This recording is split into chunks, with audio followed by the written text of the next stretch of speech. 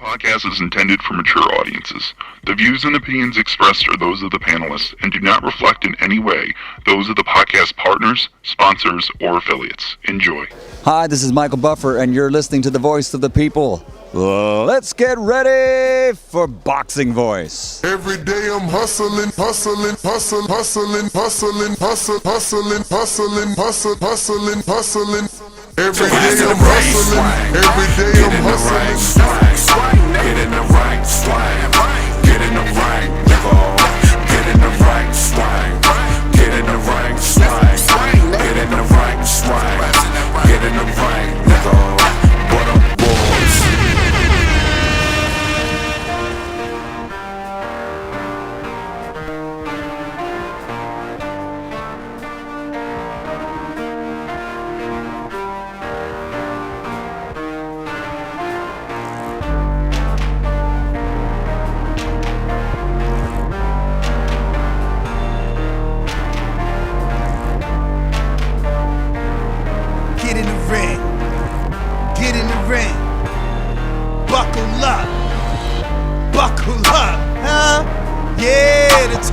Anniversary, ladies and gentlemen. It's the 10th season, baby. It's gonna be going down. It's gonna be going down. 10th season of Border Wars. We back with another one. Florida, what's up? March 13th, we there. January 31st, registration deadline for fighters. Francis Toronto, good morning, what up? What up? Yo, what's up to everybody out there, man? Merry Christmas, belated Christmas to everybody, you know what I'm saying? New Year is coming up. Shout out to everybody. Thank you to the man upstairs for another one, because without him, none of this would be possible. Ness, what up, man? How was your Christmas? Good, man. Can't complain. As long as you're with the family, everything else is minuscule.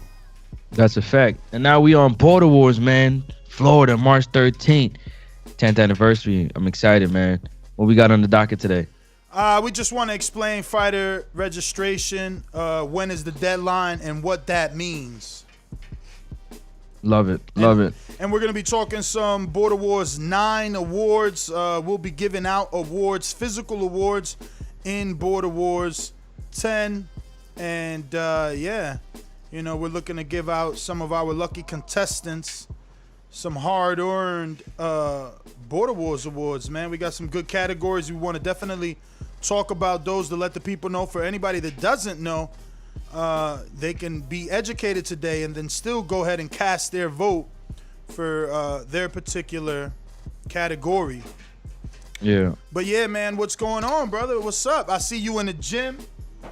Patreon stories, they see you in the gym. You was working on Christmas, man. You know, update us, bro. This is Border Wars. Update us. What's up? Man. Everything is good, man. Got some working on Christmas Eve.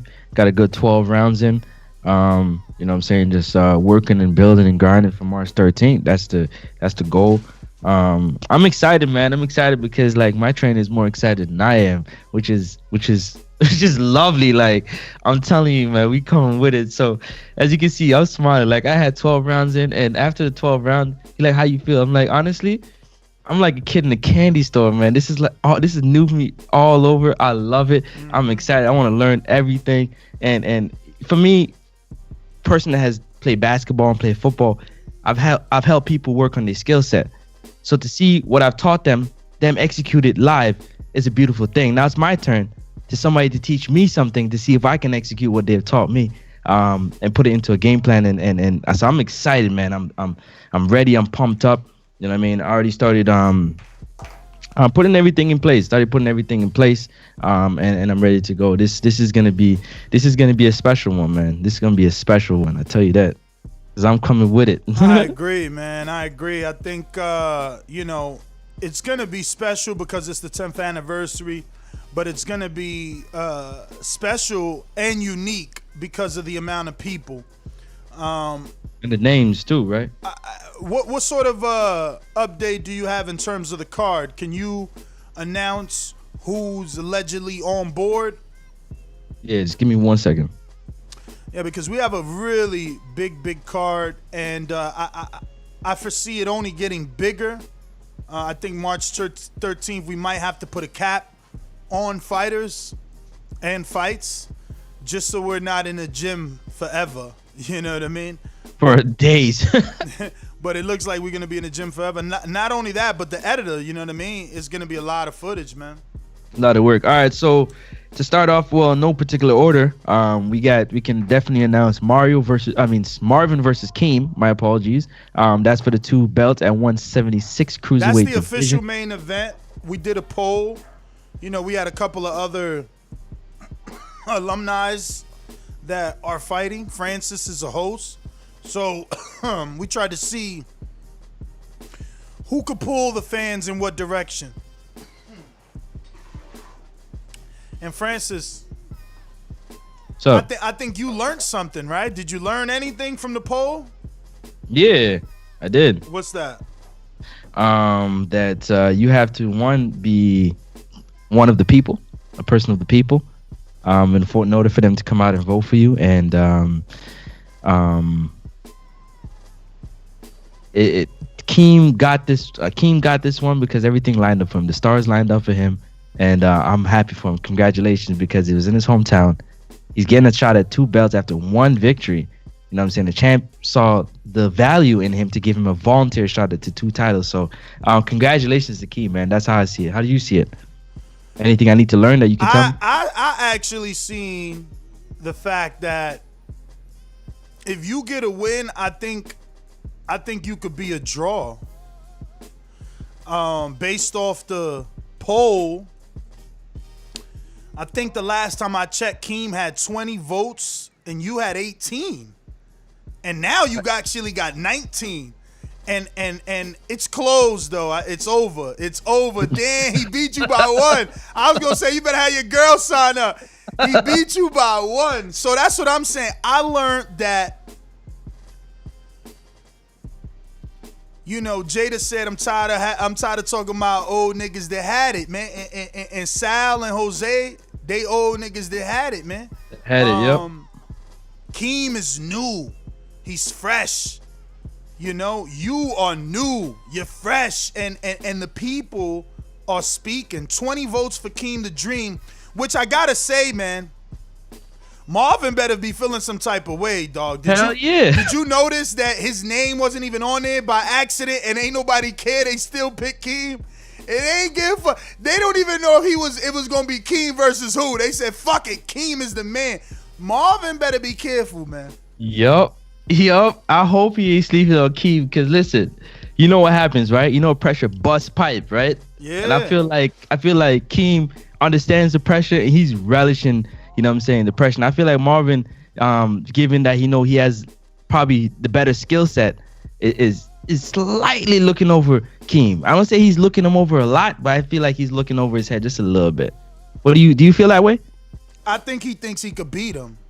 That's just it. I think he thinks he could beat him, and you know, he knows it's gonna be a fun fight, but I think he feels he can win. Real quick to Kenyatta Ali, what's going on, my friend?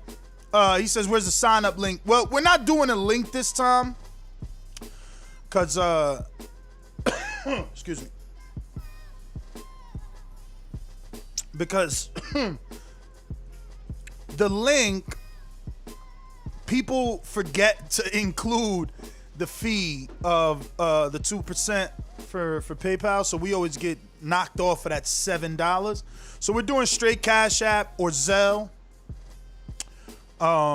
Or PayPal if you know how to send the $200 flat without fees being deducted. Now, Francis, do you think it would be fair of me to read who voted for who, or should I leave that private? Nah, read that. What? Read that. Nah. Yeah, keep it with me. I want to read. Why not? Nah, cause I think they'll be like, yo, you know, I didn't know y'all was gonna read it. I didn't want to hurt anybody's feelings. Okay, yeah, all right, I'm with that. Yeah, I'm with that. I agree with that. Somebody gonna feel a little tight about it.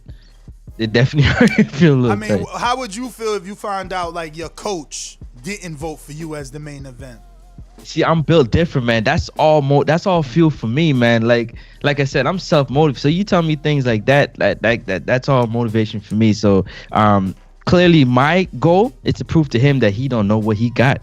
So if he's picking somebody else to beat me, then my goal is to go out there and make sure I prove to him that never pick against me again, ever. Yeah, Ever. man. I'ma just say, yo, Keem won that shit, and neither JT or J and Mac from J&J voted for him. Damn. So I don't know if that shows he's a boss, or I don't know if that shows there's leaks in the team. Leaks in terms of like they not all on the same page. Like, why not vote for your man? You know. Well, you got to remember too, right? And let's bring a little backstory for those who might have joined in late and didn't remember, you know, because we all got life and stuff. This is our job, but they didn't want him to take the fight in the beginning. Exactly. Right? Let's not forget they were petitioning for him to not take that fight. He had to stand on his 10. Like, listen, man, I need this fight. And this is what I'm trying to tell you, that these this information could be telling a story, you know. But even without his coaches, he won main event. So shout out to Keem, becomes the main event. Moving forward, who's on the undercard? So on the undercard, well, we just talked about Sal versus Jose. We can get into that a little bit. Sal Jose, man. Good fight. Looks like Sal's training. If you're watching our YouTube stories, you've seen him hitting the aqua bag in his garage. Looking solid. Looking like he's getting back into shape. But this one is a bit of a smoking gun, isn't it? I mean, we don't know where exactly El Loco Sands is. Is it, you know, he's our version of Tyson Fury, right? He has claims to the Lee Neal Championship. He parties a little bit too hard. He has an alter ego, split personality. Some might call him bipolar with the El Loco thing. So I think that's what drives his fight. You know, people are more worried or wondering, is he gonna show up? It's kind of the Mario thing at this point. Until he shows up, they're worrying, is he gonna show up? Well, the reason why I'm looking forward to this fight is partly because of that. The thing is, he hasn't showed up before. He was supposed to fight Sal, if I'm not mistaken. You know more about the backstory than I am, and he didn't show up for that fight. Yes. Correct or incorrect?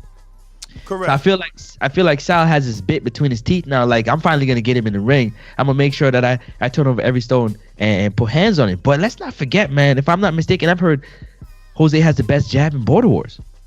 I wouldn't say the best. I wouldn't say the best jab, but he definitely won the fight, in my opinion, versus his toughest match till date, Eric Cruz. Eric was the perceived boogeyman. People thought Jose wouldn't want to fight him or wouldn't sign to fight him, and he did. So that's where we're at, man. That's where we're at. It's a matter of, can he prove it, though? Can he prove it? And show us that he's still that Jose. You know, Yeah. Because his first two wins are controversial.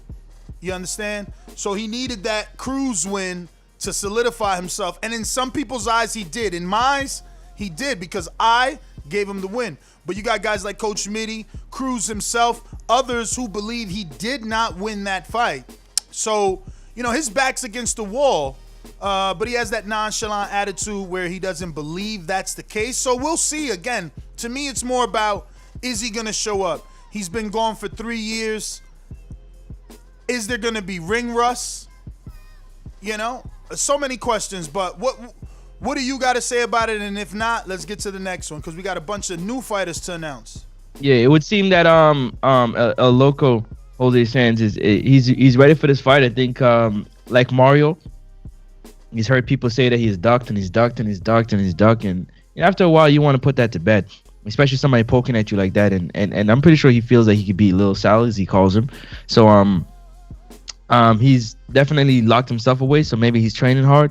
But we just gonna have to wait and see. But we're gonna have to wait and see. We know Sal's training hard. We see him. He's hitting the bag every day. His garage looking phenomenal. So he don't have to go nowhere. He got the gym at the house. You know what I mean? All you gotta do is go out and get sparring, which is like, you know, a couple of days a week. So I'm excited for this one, man. I can't pick because I haven't really seen these two fight.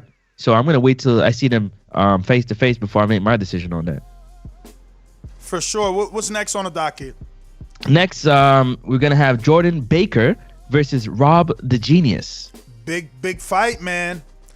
Now this is a dangerous fight for Jordan. Rob, you know, I don't see it that way, but I hear you. I'm gonna tell you why after. Go ahead. Border Wars fight of the night, fight of the year nominations are out. Robert the Genius is a candidate. You can vote if you want right here on Patreon. If you haven't seen the promotional fight of the night video, I'm gonna place it in the YouTube chat. But Robert comes to fight and he lets his hands go. I know Brandon Christian Vega missed to let his hands go, but I think that name should have been awarded to Rob for his first fight with Matt. And you can see the highlights in the link I just placed in the chat. Just different, man. Different type of fighter. He gets really good sparring. He's not in any ritzy pritzy gym. He's in D-Boys over there with Dylan Price in the heart of, Cherry Hill in Philadelphia. So he's getting dog sparring, This isn't your average white boy. This is a white boy in the hood getting that gritty work every day. He loves to be in the gym, and his tank really is phenomenal. It's a thing of beauty when you sit back and look at how many punches he's thrown and how he doesn't tire. Now, there's not skill there. I'm not saying, and I don't mean that like that. I'm sorry, Rob. I don't mean that you're not skillful. I'm just saying, technically, he's not Floyd Mayweather, but that's his awkwardness is what makes him dangerous. But this is a fight that Jordan Baker wanted. He wants to make a name for himself. Jordan is 1-0 coming off a big KO over Chris Vega, who just got the win over Machine Gun Garces. And Rob is 2-0. They both share a win. I mean, they both have win over common opponents, right? So Jordan fought Vega, and Rob fought the guy that Vega beat in Matt. So what do you think about this matchup? Because you say you see it differently. Yeah, I've just from looking at Rob's fight that he had against Matt. First of all, shout out to Matt. I gotta give props from his first fight to his fight against Vega. From Rob fight to this fight, tremendous improvement, man.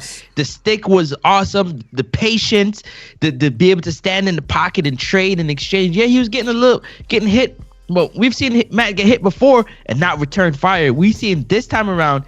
He returned fire to Chris Vega. So I got to give that shout out, first of all. Shout out to Matt. Great improvement. Keep working. Looking phenomenal. So, yeah, definitely I watch Rob and Matt. And like you said, the tank. Rob got a tank, man. He just doesn't quit. He gets tired and he's got a little better IQ, too, man. I'm watching the highlights. He uses uppercuts. He doubles on the jab. He's not technically a wizard. That right hand, timing is amazing. Amazing. He lets him go. And the reason why I was looking at it, because I looked at Jordan Baker's fight. Jordan got skills. Jordan knows his range. He knows he got the length. He knows how to whip them shots in, get the power. And the problem is, I want to see how that leg is going to work up with Rob putting the pressure on him. Yo, Rob put so many hands on him. Jesus, I'm watching the highlights. Yeah, but he's so tired, though. Look at his punches. Like, they're landing, but it's like the weight of the glove more than the force. But, yo, he staggered the shit out of Matt. Listen. A few times. He's landing, bro. I love this fight, but I know who I'm going to pick, though. But I love this fight. Damn, man. So you going Jordan. Let's get to the next one. Who's next? Next on the docket is Chris Vega versus Karma Surge, the street beef. This is a dangerous fight for Chris Vega.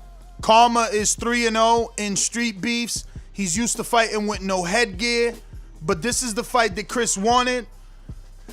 He showed us that he was durable with his 2 Border Wars fights. So we matched him the way that he wanted, and we're hoping for the best, but it has to be known that Karma's the favorite. Right. Fighting with headgear 3 times, fighting in front of a crowd 3 times. He has the experience over Chris Vega. But what's your thoughts? Yeah, I agree, man. I agree. The no headgear thing shows, he got balls. But Border Wars is different, man. Border Wars is different. I've learned that from being at a few of them. You know what I mean? Every event is different, and I'm pretty sure being a part of Street Beef is different. But when you're in there with the headgear, the perception of the punches changes. The speed at which you see the punches changes, and it really works on your fitness. You know what I'm saying? You have guys in there actually know what they're doing. No shot at Street Beef in terms of the reffing and make sure everything's good. So this is gonna be a good fight. This fight that Chris Vega just had against Matt gave him so much confidence, going into this fight right here. Yeah. Both warriors, man. Both warriors. And I know he's gonna go back to the drawing board and be like, look at my first fight against Jordan to my second fight against Matt. Tremendous improvement. If you can put even a half of that improvement into this fight, it's gonna be a barn burner, man. It's gonna be a good fight. Bruh, I'm still watching these highlights of Rob and Matt. Oh my God. He just hit Rob with an uppercut, bruh. It was crazy. Wow, what's next on the docket? Who's next? Next, we got For Sure Fire D versus that one white boy. Yo, I'm excited for this one, man. This is going to be the debut of Amarillo, Texas. We've already gotten to see what For Sure Fire D got, but white boy is trying to bring not only him, but the whole damn squad with him. He's trying to get fights for everybody, and he's a confident white boy, man. A super, super confident white boy. So I'm so excited. This could be high level, or it's definitely bad blood. DeMarcus wants to put hands on white boy, but I'm just excited. We don't know much about white boy. He puts out tape, and that's what's up. That's what's up. But we got to see him under the lights. I agree with that 100%. He had a fight coming up. He talks a good game. He trains, as we can see. He puts out his sparring and his bag foot. He's not afraid of showing what he got. DeMarcus is, he's been in the Border Wars ecosystem. He's ranked. Everybody knows what he brings to the table. Unfortunately, he wasn't able to meet his obligations for his last fight in Border Wars 9.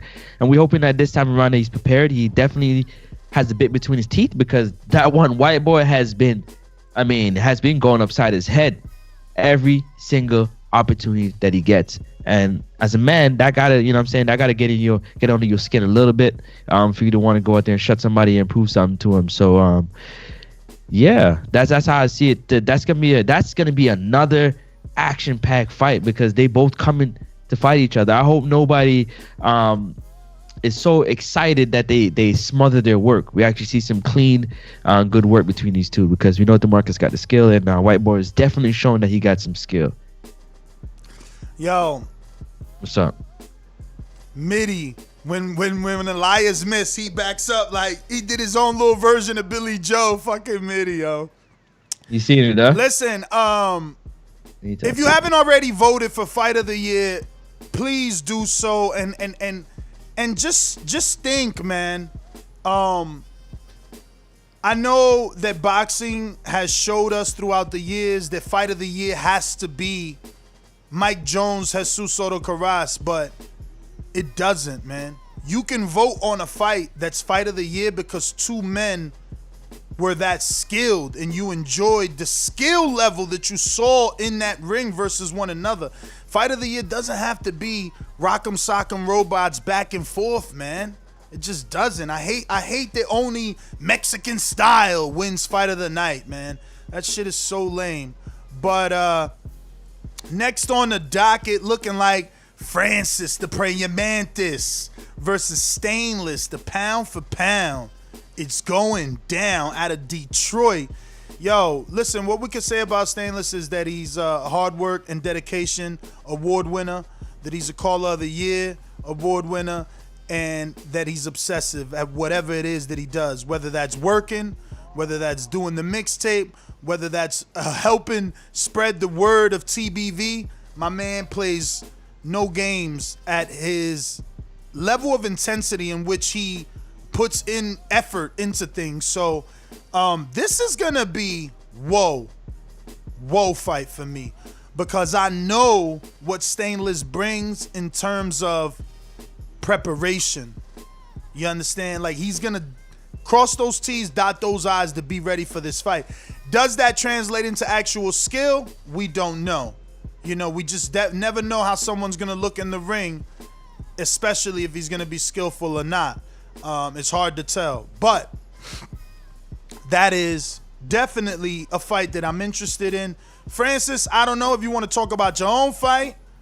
Yeah, man, for sure. Like this at the end of the day, man, I know how to separate the two, man. We fighting and we working. So definitely it's gonna be a good fight. Like you said, Stainless has been known to somebody that is very on time with the things he does. He like you said, he dots his I, he crosses his T. So if all those things line up the way they're supposed to in terms of his work ethic, then this should be a firefight. Y'all not gonna miss this, man. I'm gonna tell you that. Y'all not gonna want to miss this. Let me tell you though, do you got any pressure on you? Any pressure because like he's 13 years younger than you or 10 years younger than you? Nah. Excuse me, older than you. No pressure. So you don't feel pressure to have to get the win. No pressure at all. So you don't have to get the win. Pardon me? You don't need to. It don't matter if you win or not. No, it matters a lot for me to win or not, but I don't put that pressure on myself to win or not. But why not? There's natural pressure there. You can't take it away. Like you're in a category of hosts that only lose. There's no winning hosts except for me and Doomy. Right, but you see, in my life, losing is never in my vocabulary, in my mindset. So I never consider taking L's, especially something that I can control. This situation I can control. Because it's about what I do. You understand? So I'm worried about what I do, the work that I put in. Now, ask me that question 3 weeks before the fight, and I'll give you an answer because that will let me know whether or not I prepare. If I prepare the way that I want to prepare, I'm not worried. Not worried, man. Not worried. Of course, gonna get hurt. Of course, but worried? Nah. What's next? All right. What's next? After you? Stat card. Now this is a card that isn't happening, right? Sean is still looking for an opponent. Yeah, I changed that. Yeah, the one up above. Read the one up above. They all say. So we're gonna talk about Smoke 'em Out Jay versus Morocco Joe. Now I'll fix that. Don't worry. Smoke 'em Out Jay and Morocco Joe. Tell me about that one. Heavyweight fight. Smoke 'em Out Jay on a smoke out the heavyweight division run, quote unquote. Got his first win. Over Supermex, in the comment section, calling other heavyweight opponents cherries. So I'm interested to see how he does versus Morocco Joe. We know Morocco Joe is a tough fight because of his brute strength, but technically he's not the biggest boxer.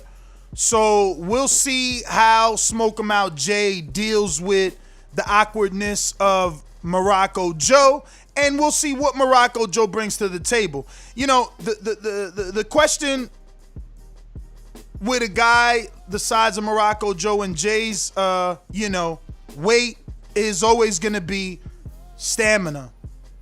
Road work. Did they put in the work to last the rounds? Yeah. So that I agree with that 100%. Now, it's interesting to see. The reason why it's interesting to see because I've seen the way Morocco Joe fought a few times, right? And he's a big dude. He's very physical. He likes the pressure, likes to be your chest. Real quick, let me just fill in E Black. So I'll try and do this as quickly as possible. Keem and Marvin are fighting at 176. Jose and Sal are fighting at 175. Jordan Baker and Rob the Genius, they're fighting at 168. Karma and Chris Vega fighting, I believe, at 168. Francis and Stainless at 168. For Surefire D and White Boy at 160. Smoke 'em Out Joe heavyweight and Morocco Joe heavyweight. Cool. Nah, he just wanted the heights and weights. I got that. Height I can't give you for everybody. We'll get that later. Jordan and Marvin and Keem are between 5'8" and 5'10". Jordan Baker and Rob, same thing, 5'8", 5'10". I would say Vega, same thing. Same thing for Francis. They all fall in between 5'8" and 5'10", give or take an inch. Or two, yeah. Except for maybe Stainless. I think maybe Stainless could be 6 feet even, maybe. Or 5'10", maybe. I don't know. Morocco Joe is about 6'1", maybe, or 6 feet. And Smoke 'em Out Jay 6'4". You know, maybe Morocco Joe's a little taller. He fought Rel. They look pretty much the same size. I'm not sure. He's in the chat, so he'll tell us. What up, Joe? Oh, yeah. Morocco, how big are you, champ? Merry Christmas. In terms of height. Dan, they said laugh out loud. Francis is at 168. Yeah, what's wrong with that? Benavidez at 168. Canelo at 168. What they trying to say, Francis? What's up with that? What's up with that? Yo, but since they don't like your weight, some more heavyweights. Tank, who last knocked out Sony, is taking on my former opponent, Eddie, if it all goes well. This is a good fight. This is a good fight because, technically speaking, Tank was losing the fight from a skill standpoint. He's 6'1". But he was, He's 6'1", sorry. Who? Morocco Joe. Okay. But Tank was losing that fight to Sony from a technical standpoint, but now he's going to be fighting a shorter man. So I wonder if his intensity, his pressure is going to be too much for Eddie, or Eddie's quote-unquote pedigree, his amateur background, his skill, the fact that he's quote-unquote had more fights in Border Wars, is that going to help him? Listen, man, the size is going to help Tank, but the pedigree that Eddie brings might take him around to adjust to. It might take him around to adjust to, because Eddie moves well for a big dude. You know, I mean, he throws hands, he knows his boxing. So that's just my take on it. Tank is gonna fight a dude his size. He can get to throw hands the way he wants to, and Tank comes with pressure. He fights with pressure because he has Sony backing up. But he tires out, man. He comes with pressure, but then he got that left hand down. He tires out. He tires out. I don't know if it was because he was throwing those big punches at a taller man, but I seen him get a little tired. Hopefully his Tank will be better. But what needs to be said is that Tank has stipulated a weight clause fight. He and Eddie must reach a 250-pound weight goal for this fight, and I think that's beautiful. I want more chubby heavyweights to do that. Instead of just taking these fights and being part of this, make it what it's truly about. Lose the weight, because some of you heavyweights don't belong in the heavyweight division, and that's just that. We got next on the card, looking like Eric Cruz, the return of Eric Cruz, SOG. He'll be back coming off of was it a knockdown or unanimous decision? A knockout? He got 3-2 knockdown. No. But was it a knockout or was it a unanimous? No. Wait, good question. No, I don't know. I'm not gonna say I know. I'm gonna pick decision. Oh, I think he went decision. Real quick. The Gentleman's Driving Club podcast. Shout out to the CEO, Sean Jones, who says, I have not stopped training since my win earlier this month. Just waiting for one of these chumps to fight me. I will be in Florida in March 13th. So there you go. Hopefully you're there with an opponent, man. But we also got allegedly the return of Mitty. He sounds like he's coming back if travel ban gets lifted in the UK. Supermax is back, and he's taking the big bad wolf Jaron from Louisiana. Excuse me, Jaron. Why the fuck do I never pronounce that O like an E? That's what it is, man. You got to pronounce that O. Because Jaron Ennis is spelt like that, but his name is Jaron. He sent it to me, says pronounced Jaron. But anyway, Supermax versus the Big Bad Wolf. Jaron, Supermax coming off of that knockout loss, and right now the world is just wondering, is he done? Is he damaged goods? I mean, listen. People are voting for Smoke 'em Out Jay to win the award for Knockout of the Year simply because of the reaction of Supermax. It was like true boxing. It was like a hit, late reaction, body just shut down, malfunction, system Y2K'd itself. So powered down. So can he power back up? You know, I swear, man, those two brothers though, I just wish that we had the funding to truly be in that house the way that this is intended, the way that we dream it to be, to really work with somebody for 8 weeks, because the heart of Machine Gun and Joseph is just unmatched. It's unmatched, you know. People, and we're gonna talk about awards in a little bit, about Comeback Fight, and I'll just leave it there. Real quick, please. let me say something real quick, just to piggyback off what you're saying, because shout out to Supermax, because both brothers, like you said, their heart is unmatched. Supermax, after a tough knockout loss, is back in there again. His brother took a fight off to get himself ready, and all respect due to him. But that just goes to show you the heart, man. After a knockout like that, he's like, yo, I'm not done. I'm dropping weight and I'm getting back in there. Shout out to him. Continue, man. Yeah, I wish Matt wouldn't have took off. You know, regardless of what he says, the way that it looks in the public to his fans is like he needed time off. Not that he took time off. He needed time off. Not that he's working on things. You understand? You could work on things in a training camp. Yeah. So I hate the way that it looks for Matt, man. But I love them, man. I love the two of them, man. Their heart, their camaraderie. Stand-up dudes, man. Stand-up dudes. We're going out to Doomsday. Says he's back, and he's taking on Santos. And this is going to be a 220-pound heavyweight fight. Santos has 40 amateur fights. Doomy has like 5 or 7.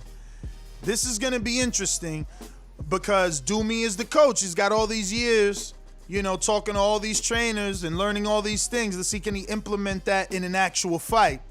But this is also going to be Alex's first fight back in maybe 3 years. You understand? So we'll see, man. Last time he fought. Should we call it that? Is this like comeback for the old timers? Like Jose fought on that card, Sal fought on that card, and Doomy last fought on that card. So all 3 of those dudes last fought on that card. That's crazy. Like, tell us how you feel about that one. Like with Doomy, like that's your best friend, that's your trainer. Nah, I mean, listen, I'm confident in Doomy as long as he does what he has to do. I've seen him spar again Tapia. I've seen him spar Paul Warlack. I've seen him spar Zhulao Zhe, man, the Chinese heavyweight, bruh. I seen him crack the shit out of him, okay? But he's a one-round fighter. I'm tough love. I don't fucking sugarcoat nothing. He's a one-round fighter. He got one good round in him. You know what I'm saying? So he needs to, and it ain't running.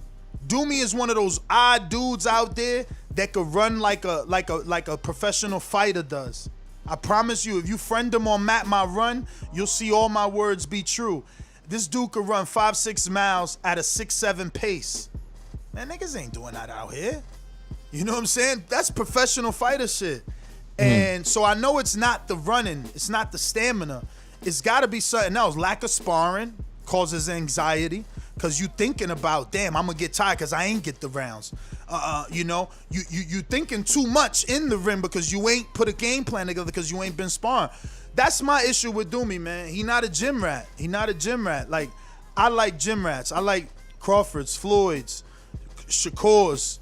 You know what I'm saying? I like gym rats. I love the gym, bro. And Marvin's a gym rat. Marvin was running yesterday. He ran fucking Keem gym 5-6 rat too. miles. I ain't gonna front. Keem a gym rat too. I hear you. But Marvin ran 6 miles yesterday. At like an 8.9 pace. That's fucking impressive. I was like, whoa. I was out. Dog, when I see these dudes' numbers, because I'm a 6'5" dude, so I got a long stride. Yep. You know, I do less steps than you because I got a longer stride. And some of these dudes are flying, man. That's fast times, bro. 8, 9. I mean, you can check it anyway. The reason I know this is because if with Matt My Run, it ranks you amongst the world. You know what I mean? Doomy's been in like fucking top 7 before in his life because he runs so much. So again, for Alex, it's not about stamina more than it is going to the gym. But he received a great Christmas present from his wife, so he'll probably share that with you guys, and maybe that's gonna make training camp more pleasurable for him. Next, myself, if we can close, still waiting. I should know something by the next 7 days for sure. I mean, well, Monday for sure. I'm gonna know fucking something. So we'll know. But moving forward, we got King Amin out of New Jersey versus Greatness out of Harlem. Classic New York versus New Jersey beef right here. You know what I mean? Them New Yorkers don't like them Jersey boys, man. So we gonna see, man. But like, what they say, like Harlem niggas making it, Brooklyn niggas taking it. I know, I mean, ain't from Brooklyn, but that does leave greatness in the role of a dude that's getting it, not really taking it. And he is getting it. He's striving for greatness, right? So this is going to be an interesting fight. This is going to be a fight that is going to be contested between 168 and 175. And the interesting part is that both of these men are extremely tall, freakishly tall for their divisions, right? I think greatness got to be like 6'2". Under 200 pounds, about to fight at like 168 to 185, one of those weights, right? And Nuts. And then King Amin is the same thing. He's like 6. Yo, I thought he was taller than 6'1" or 6'2". So yeah, man. This is an interesting fight right here between these two. Plus, you know, they got backstory. These guys have battled on boxing balls before. These guys are, you know, some of the most talented lyricists on boxing balls. So it's gonna be interesting. Teddy B Midwest Sports Talk. Yes, Doomy did get a KO in the amateurs. I was there. It was crazy. That shit was like Tyson style, quick. I was like, God damn, that shit was mad fast. But again, Doomy loads up, man. I'm a boxer, man. I love boxers. That's why I love Crawford. I love Floyd. I love Shakur. You know, I want people that's gonna put it together. Like, it's all cool to have power, but what happens when everybody don't go, man? Everybody don't go, and you got to be able to put it together after that. I don't want you getting outboxed, man. You know what I mean? Yeah, I think Keem needs to focus on boxing. You understand? Marvin's this bull, and yeah, he could try. He could try and change his style last minute. You know, they could work on it for there's a lot of time. They could definitely work on not being this reckless bull. But Keem needs to pop shit out of him, jabby jab all night, jabby jab jab jab. You know what I'm saying? But yo, let me ask you a question though. Matter of fact, Keem, you need to watch Perfect Fucking Example. Kell Brooks, Sean Porter. That's exactly what you need to do. It ain't gonna be cute. We ain't gonna love it, but that's gonna get you the win. 1-2 down the pipe, ties monkey ass. Get your ass in this clinch, man. Get your ass in this clinch after I hit you with the 1-2. And start watching some B-Hop, man. Learn how to throw that right and clinch. B-Hop was a king at the lead right hand, and all of a sudden he all around your neck like some fucking, like a chinchilla, man. I'm telling you, but. Yo, Doomy, I'm excited for that fight right there. I'm excited because Doomy's gonna get a chance to get up and get his thing going. Y'all went to the gym, so you got a better idea to see where he's starting from.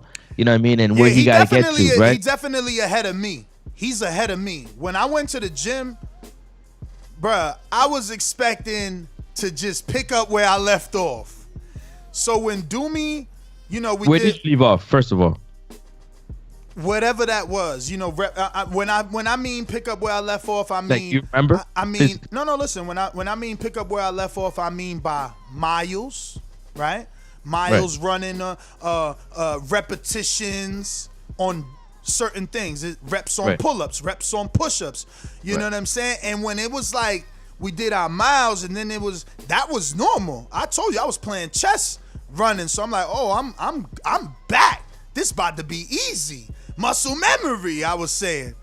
Boy, we went to the pull-up bar, and he went to the assist machine. Now I'm laughing because pull-ups is my thing. I'm like, man, you wildin'. I should record your ass. I should record you. You want to use the pull-up assist. I should record you. Bruh, 3 sets, after 3 sets of 10? If I ain't had that pull-up assist, I would have been dead.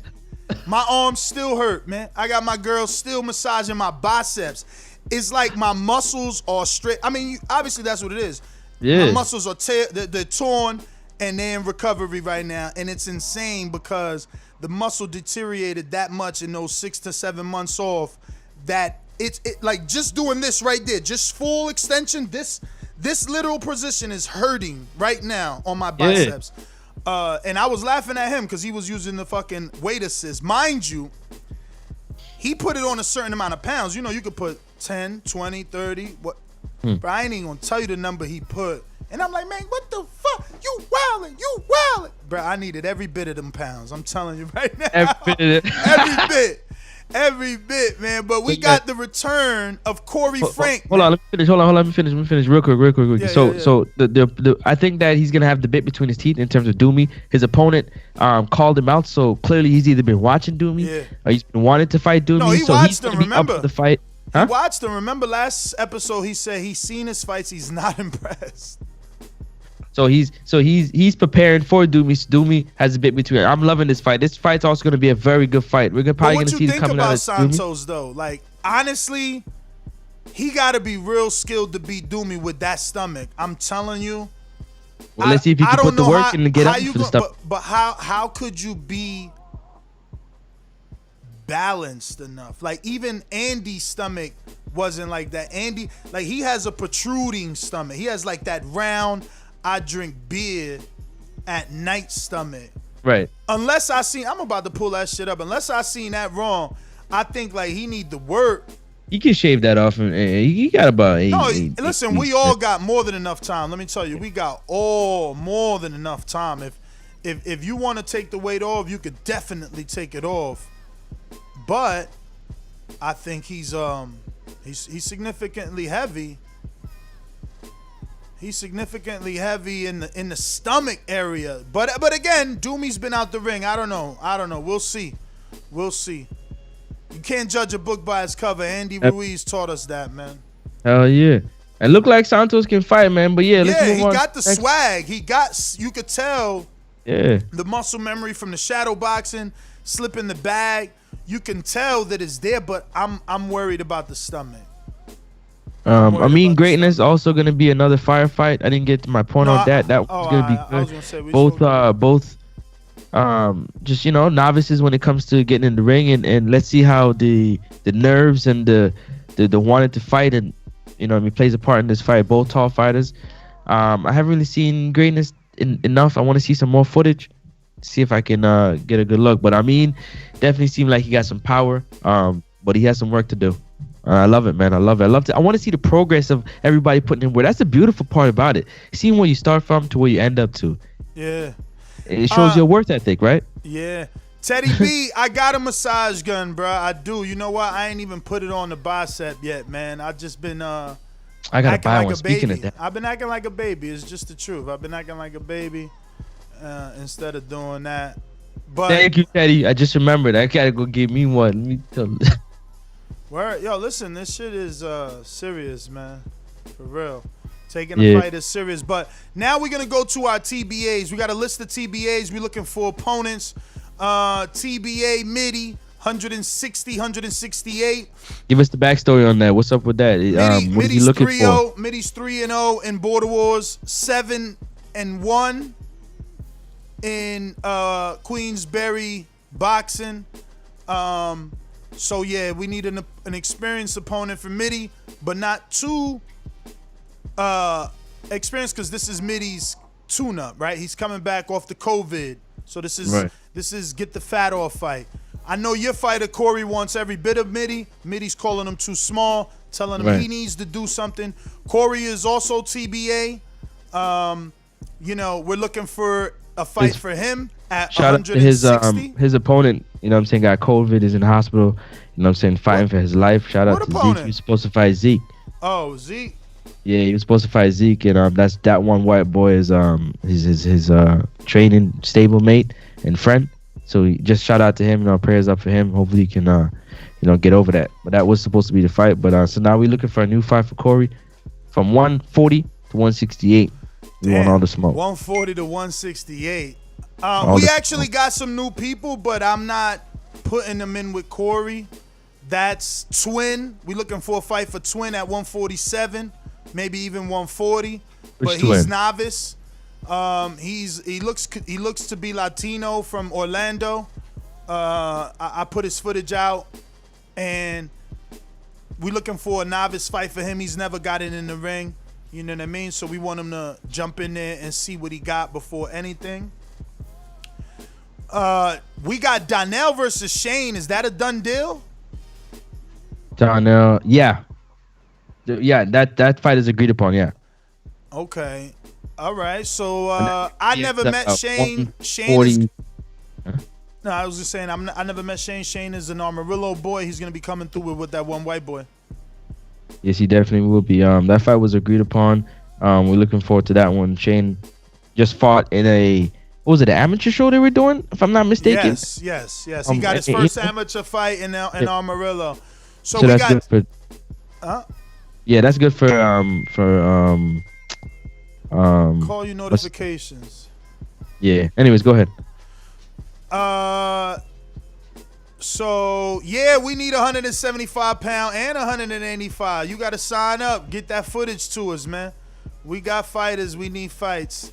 So right now we got a bunch of TBAs. We got Mario TBA waiting on footage. Show Kid TBA. Mulatto TBA. Steven Rivera is a heavyweight. I think we could probably match him. That's Adrian's heavyweight. We could probably match him with Kendrick's heavyweight, because Sony didn't take the Kendrick cousin fight, and they both novice.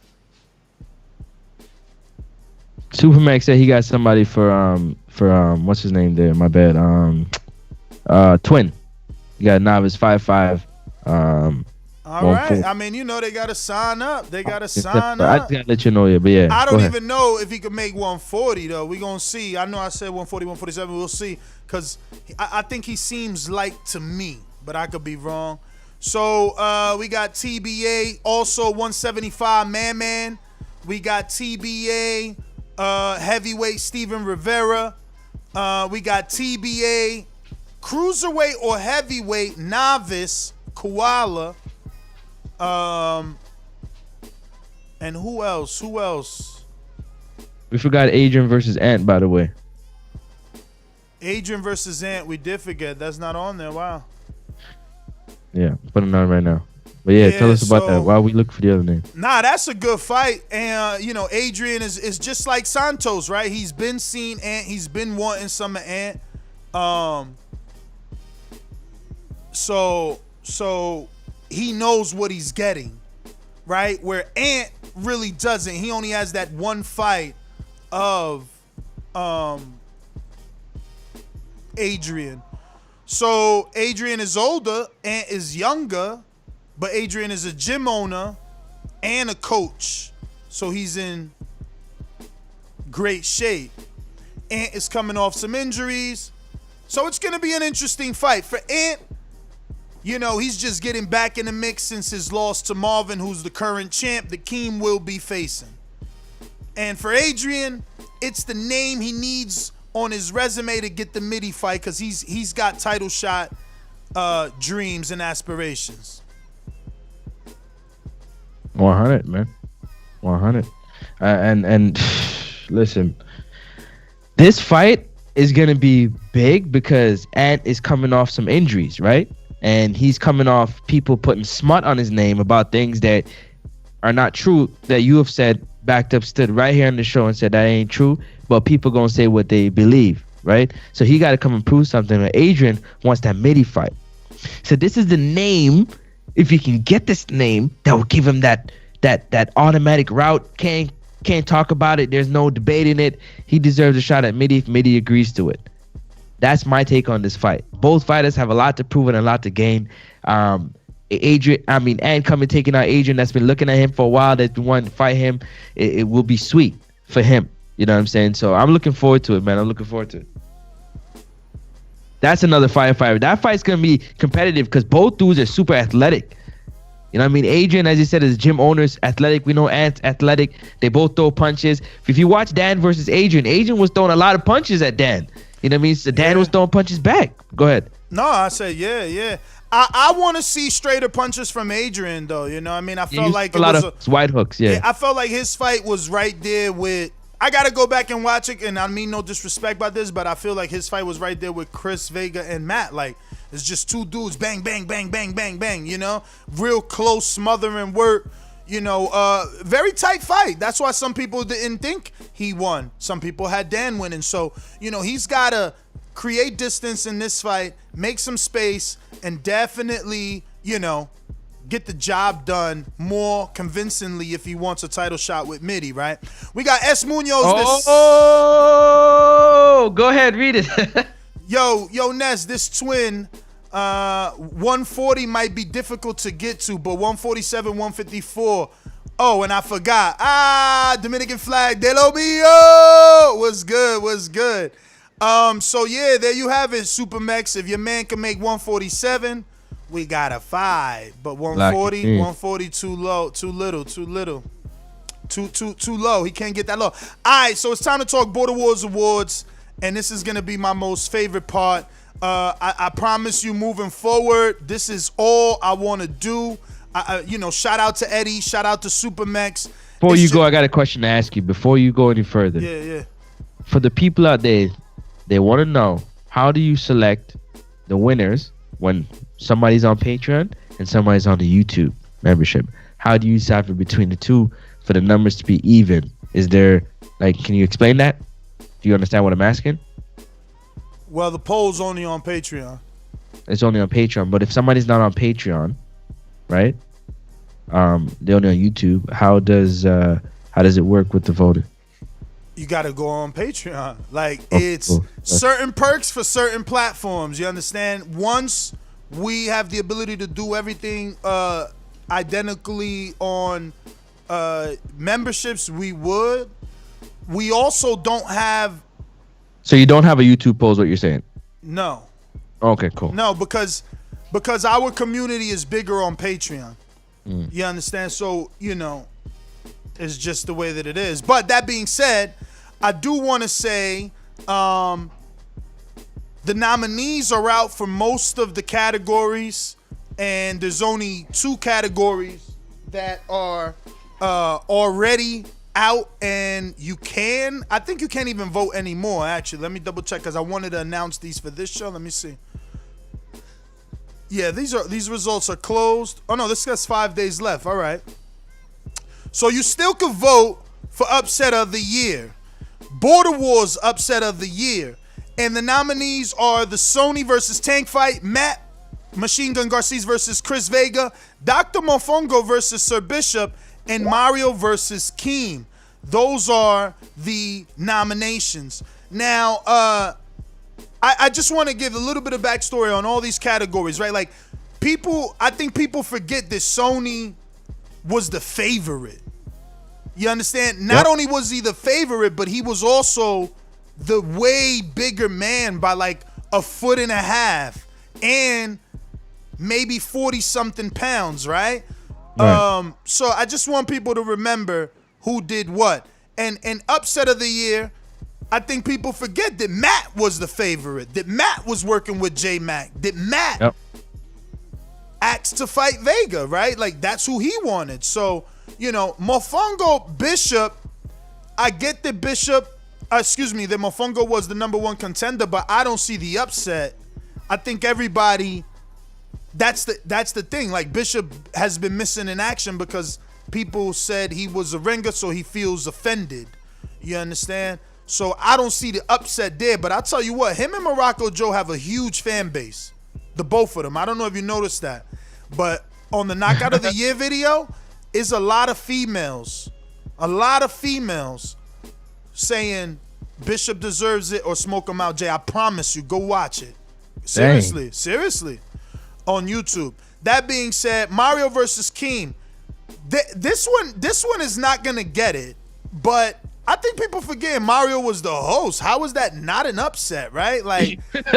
That's crazy. But that category is out and available to vote on, and as well as. But you gotta remember too, Dr. Mofongo is a big name in the Border Wars ecosystem too. So that win is kind of on the same level of Supermax and Jake. And Supermax and Mofongo kind of they well known in the community, the Border Wars community. And TBV, yeah? I guess. So the next category we got is newcomer of the year. And I think that there's 5 days left, but I think Keem is gonna win this one, and rightfully so. There's a lot of nominees. So we got Smoke 'em Out Jay, as a newcomer this season for 2020. Keem the Dream from Florida, Mario Money May Munguia, Sean Mission Impossible Jones, Corey Frank, Rel Fire Flame Harris, the Real Tank from DC, Adrian Ronan from Wisconsin, Jordan Baker from Florida, and Bishop from California. But Keem is looking like he's taking this award home. So far, he's in the lead. But if you want, you can vote on this as well. I'm going to actually start to put these in the chat in case you haven't voted. You can have the direct link to these. This is our first year really giving out these awards. So, we want to thank again Eddie for his work, Supermex for helping us do this. The bigger the community gets, the better these experiences are going to be as we're working together to bring you that exact, that specific community feeling, right? Yep. Let me get to, did we do Upset of the Year? We did, right? I just want to share that then. Let me share that with everybody. The year.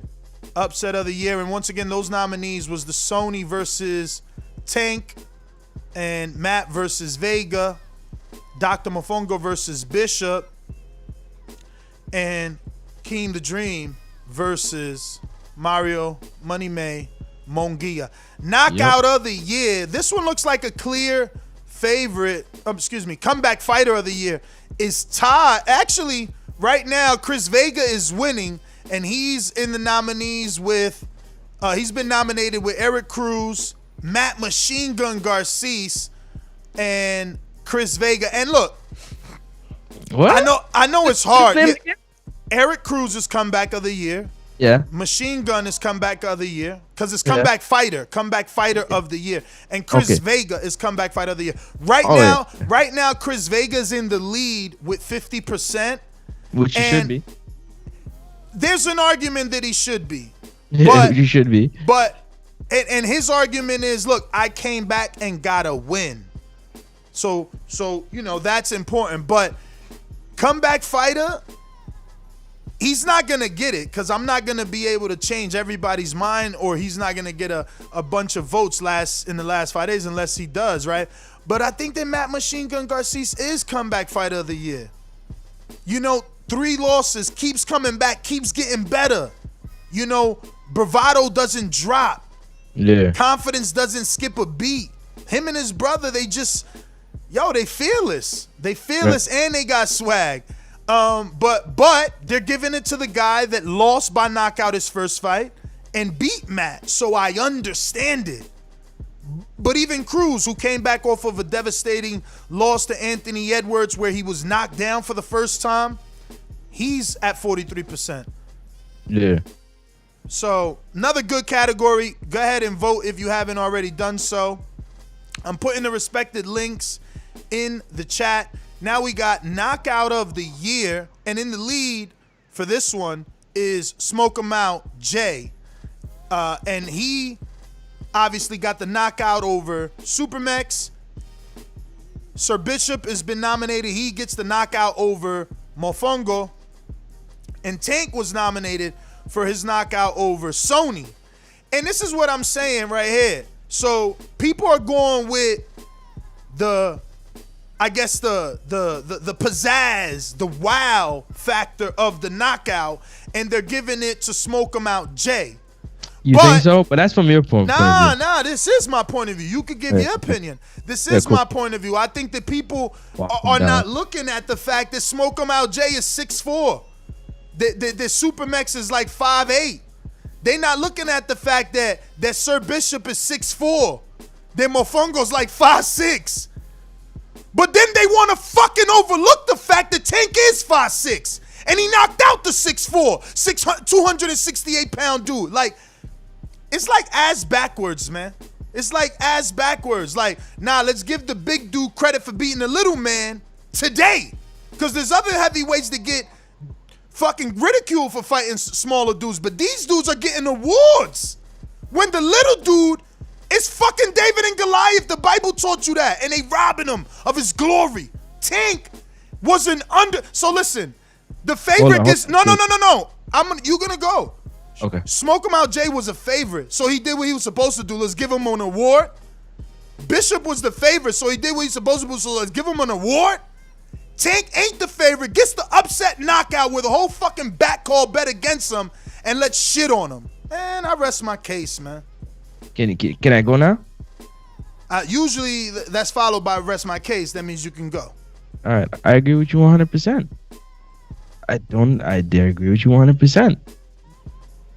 That was it. That's all I wanted to say. I agree with you 100%. It's hold unfair, on a second. man. Hold on. It's unfair. I hate the way boxing is, man. It's still my turn. It's still my turn. It's still my turn. I agree with you 100%. The way Jay knocked out Supermax was sexy, and that's why people are picking it. But I agree. The higher climb up the mountain was definitely on Tank's perspective. I agree with you 100% with that. I didn't look at it that way, but thank you for bringing it up that way. And just to bring another point to it, Smoke 'em out Jay's in the chat saying he wanted someone 6'5". I'm just saying. Yeah, I got you. Smoke him out. Oh, you said smoke. He's 6'5"? No, he wanted someone 6'5". Oh yeah. Yeah, he didn't want someone 5'10" like you said. Supermax was 5'10". He wanted someone 6'5". Okay. But Okay. nobody wanted to smoke. Oh yeah. Okay, that's interesting. Cause his vocabulary It was not a favorite on Patreon. It's interesting. His vocabulary is the word cherry, and he needs to learn what the definition is of that, right? Because a guy that he fought wouldn't fight me. I was always last on his fight plan, so he already seen what he couldn't see with you. You had to make him see it so you get credit. You understand? But he already knew the deal when he was looking at me. So it's two different trees, homie. Believe that. And you gonna learn that real quick. I love it. I want you to keep doing what you doing, man. Make me fucking great. Make me great.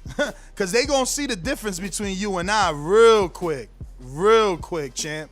That's the fucking difference. So when you come to talk about it, like, you know what I mean, 6'1", Bishop being 6'1", being against Dr. Fungo, who's 5'6", 5'7", 5'8", you know what I mean? And then you have Hold up. We got to ring the alarm.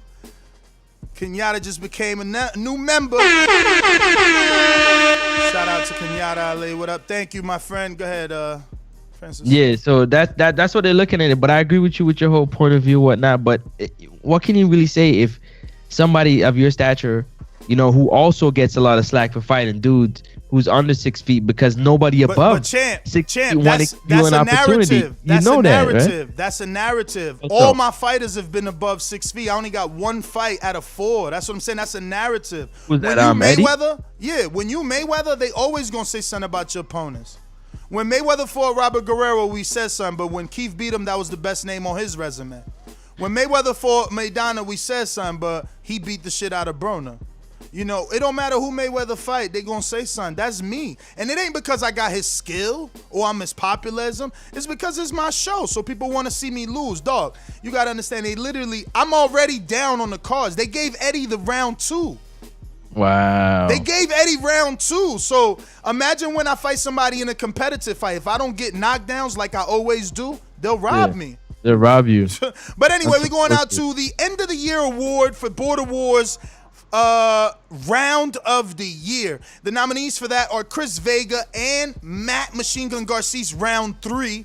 Surefire D, DeMarcus and Sean round 3. Keem and Mario round 1. Corey, Frank, and Danelle round 3. And Tank versus Sony, the devastating knockout round 3. But Vega versus Matt is in the lead.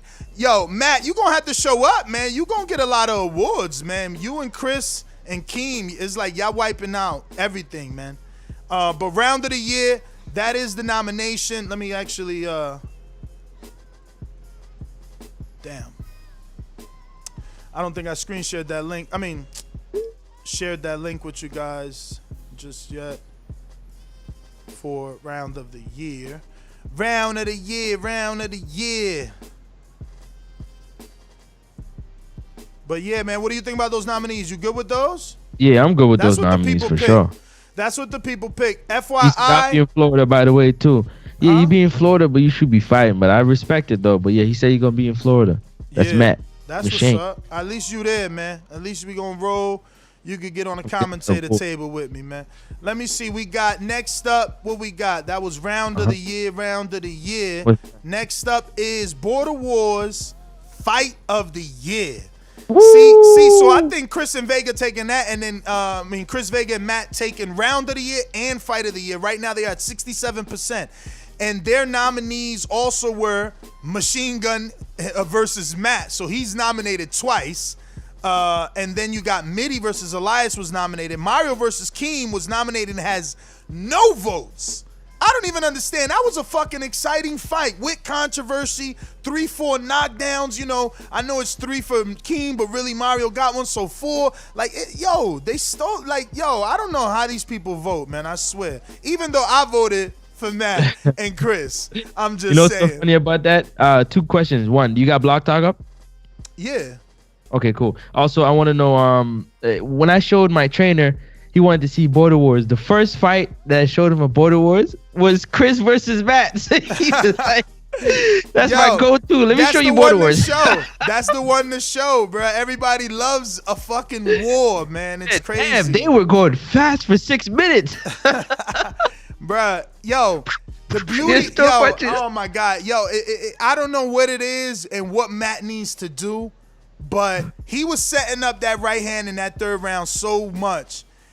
It's just Chris refused to go down, bro. That right hand was just like boom, boom. It was just landing, I was with it too. I was seeing it. Chris was Crazy. Like, not today. Nah. His nose was all bloody. Like, if you look at it, he was doing everything J-Mac, and shout out to J-Mac. Hold on, he was doing everything J-Mac was telling him to do. No, he was jabbing to the body and banging with the right hand. But he was never jabbing to the head and banging with the right hand. Doggy, but guess what? They only worked on that fucking 2-punch shit. They never went past that. He needed the jab to the stomach. Right hand, finish with the left hook. My man, his face was already like this from off those right hands, bruh. But listen, that's why I'm telling Matt, do not, because you ain't going to work. From here to March, you're not going to work. You're going to fuck around, be the same weight, gain weight, be fluffier. You ain't going to work without a fight. But listen, whatever. That's fight of the year. Fight of the year. And the nominees, like I said, Machine Gun Matt versus Rob the Genius, Machine Gun Matt Garces versus Chris Vega, Mitty versus Elias, Mario versus Keem, Sabissa versus Mofongo, Super Megs versus Smoke 'em Out, Jay. Can I tell you something real quick? Yeah. The Rob versus Matt fight and the Chris versus Matt fight is the same fight because Rob was pounding Matt with the right hand and he would not go down. And the same thing, Matt was pounded Vega with the right hand and he would not go down. Bro, it's because he didn't do a combination. His combination was limited to the jab, which landed, but it was like a setup jab. He was always just placing it. He wasn't like stabbing him so he could be like, cave in. But, that is fight of the year. So the next one is most improved fight of the year. And this is again. This will be Chris Vega's 3rd award if everything goes correctly. He was nominated. Matt Machine Gun Garces was nominated. Rel and Sean Jones. Now, again, I wanted Matt to win this. The only reason people giving it to Chris is because he got a win off a knockout. But Matt looks better in his fight. What he's doing, I like better. His offense looks better. What happens is his defense isn't there. Chris to me, what it is. Chris to me is looking like a schoolgirl fight. It's like like he's pity. Like it was almost even hitting with the insides. Like he was slapping. It wasn't like he was turning shots over. You watch the Matt and Rob fight. Rob is turning them shots over on Matt. He's hitting them with the knuckles. This guy, he was just flurrying and. I'm just mad, I hate the way people give credit for boxing. Like, what are y'all watching at, man? It's like that Jay-Z, but do you fools watch boxing or do you just skim through it, man? Because Matt was setting shit up. He was doing the jab to the stomach. Straight rights, man. Boom. He was rolling with some of them shots, too. I mean, I don't know, man. That's my most improved fighter. To me, he improved. Vega did improve. I can't hate on Vega. Vega, you improved. You added footwork to your game. I was shocked. I was like, oh shit, look at Vega. He hopping. He started hopping, and he gave Matt different looks versus just going straight at him, what Matt is used to, you know. Right. But that went away. After the first round, he couldn't hop no more. After the first round, it was back to being a war, and it was Matt's fight. So I don't know. He got it. He getting it from people because he won. But the most improved fighter technically for me gotta be Matt. The thing about it for me is that fight. Technically, if you look at both fighters from their first fight, from their last fight to this fight, it's for me. I'm looking at who has technically gotten better. So Jordan versus Vega and Rob versus Matt. Out of Matt and Chris, who got better? Who, in your opinion, got better technically? Technically, Matt, man. Technically, Matt. Chris still looks, you know, Franti out there. He don't look like a boxer yet.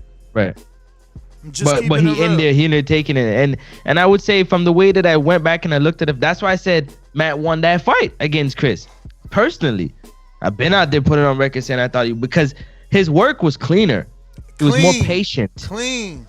He's patient, but the flurries that Chris was landing was, I guess, the sexier thing for the eye. So the public went with that. You know what I'm saying? Mm-hmm.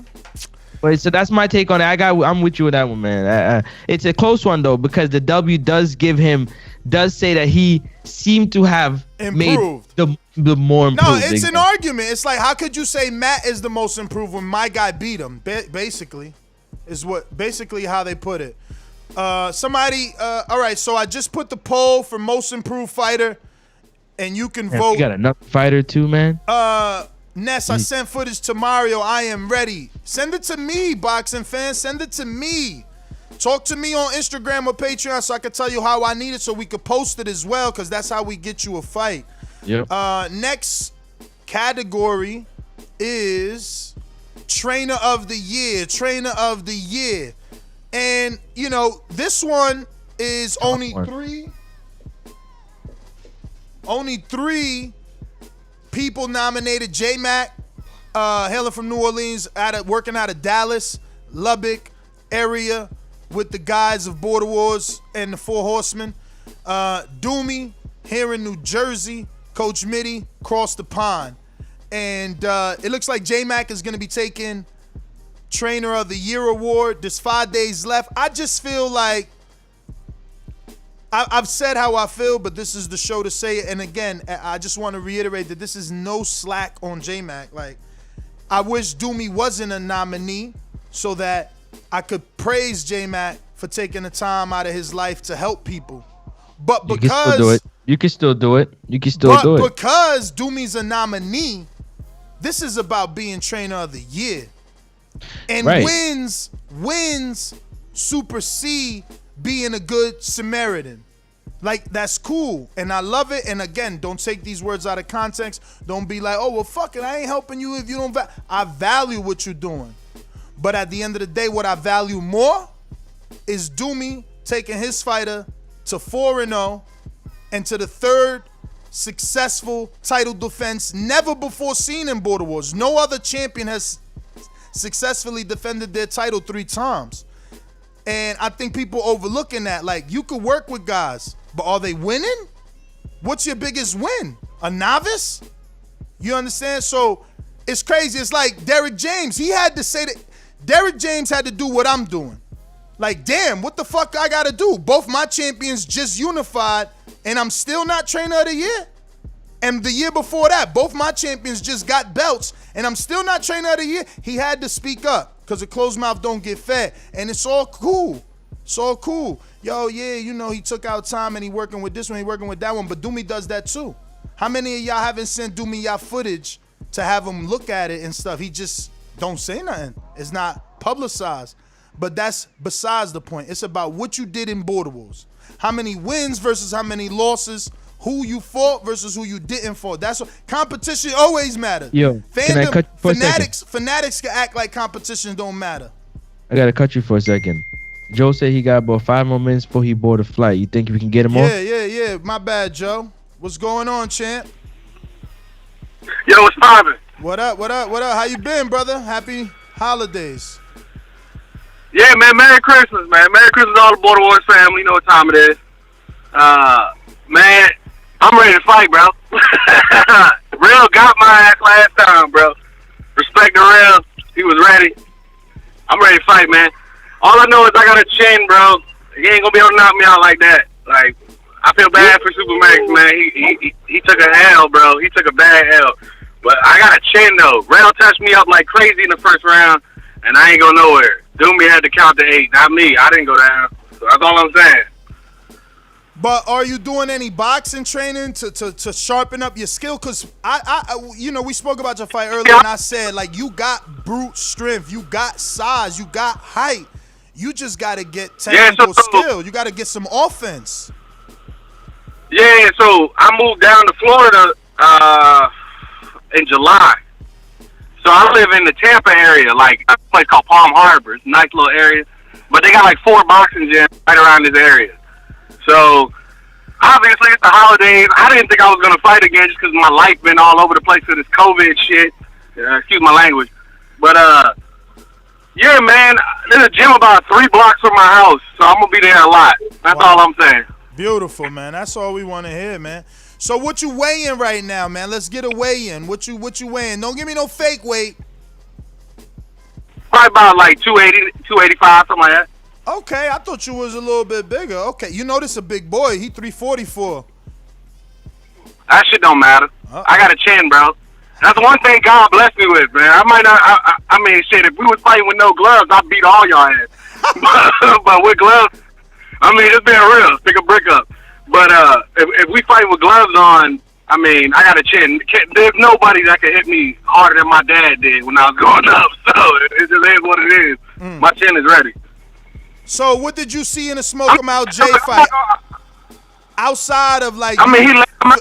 Outside of you, He let him out. You said what? Go ahead. I know. I said he laid him out, man. I mean, I think if I'd have fought Supermax instead of Rail, I'd have laid him out too. No disrespect to Supermax, but he was there to get hit. Like, Rail was much better than I anticipated. Yeah. Rail was ready. He was much better than I anticipated. But again, it don't matter. There's no way I get knocked out early. It just doesn't happen. I got a hard head, bro. So let me ask you, what did you think of the Rail fight with Marvin when he moved down to 190 to fight the champ? Did you see it? No, I haven't seen it yet. Is it on YouTube or is it on Vimeo? Yeah, no. I need a link if it's on Vimeo. It's on YouTube. It's on YouTube. Just type in. I'll check it out. Marvin versus Rail. Yeah, on Boxing Voice. Yeah, that's out.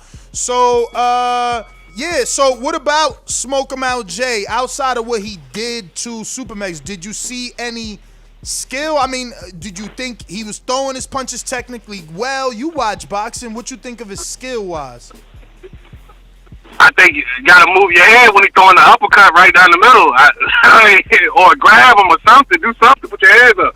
I think that was a Supermax loss than a Smoke 'em Out Jay won, if that makes sense. You know what I'm saying? Nah, it makes sense. I mean, no disrespect to Supermax, but I mean, the uppercut was there from the first, like, as soon as the bell rang. Like, it looked like it was there. I mean, at least grab him, do something, put your hands up somewhere. I mean, he split the guard. It was pretty easy. It's pretty easy. I'll just say this: Rail was ready. I wasn't as ready. But good luck to Big J. That's all I'm saying. I'm ready to fight.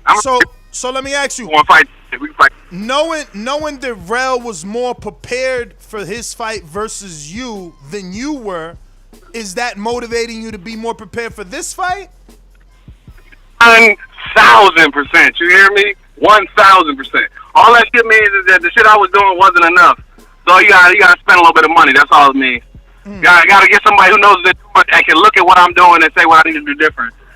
But I'll tell you with a 100% straight face, if we was fighting with no gloves, it'd have been a wrap. I'll beat anybody here with no gloves. The chin is too strong. You can hit me a million times, I'm not going nowhere, man. I'm like a brick wall, bro.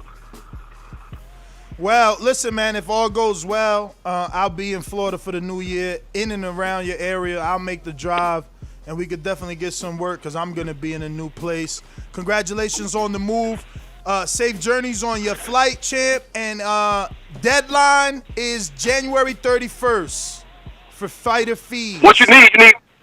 you need, oh, just need fees? All right, that's what's up. That's no problem. Yeah, because you already fought, so we don't really need anything as of yet. But we do want new footage, of you to show Smoke 'em Out Jay. Okay, no problem. I can get you something. All right, champ. I tell you one. Hey, I don't like to talk shit or whatever. Good luck to homie, but just know that we going more than one round and 40 seconds into it. We definitely going longer than that. So. Damn. Damn, that's all it was 40 seconds? Yeah. Damn. The video was about a minute. I was like, oh shit, it's all fire. Let me look. Oh, it's a minute and 3 seconds. Oh, this is about to be bad. It was. Yo, you terrible, yo. Hey, Morocco Joe. Joe. What's up?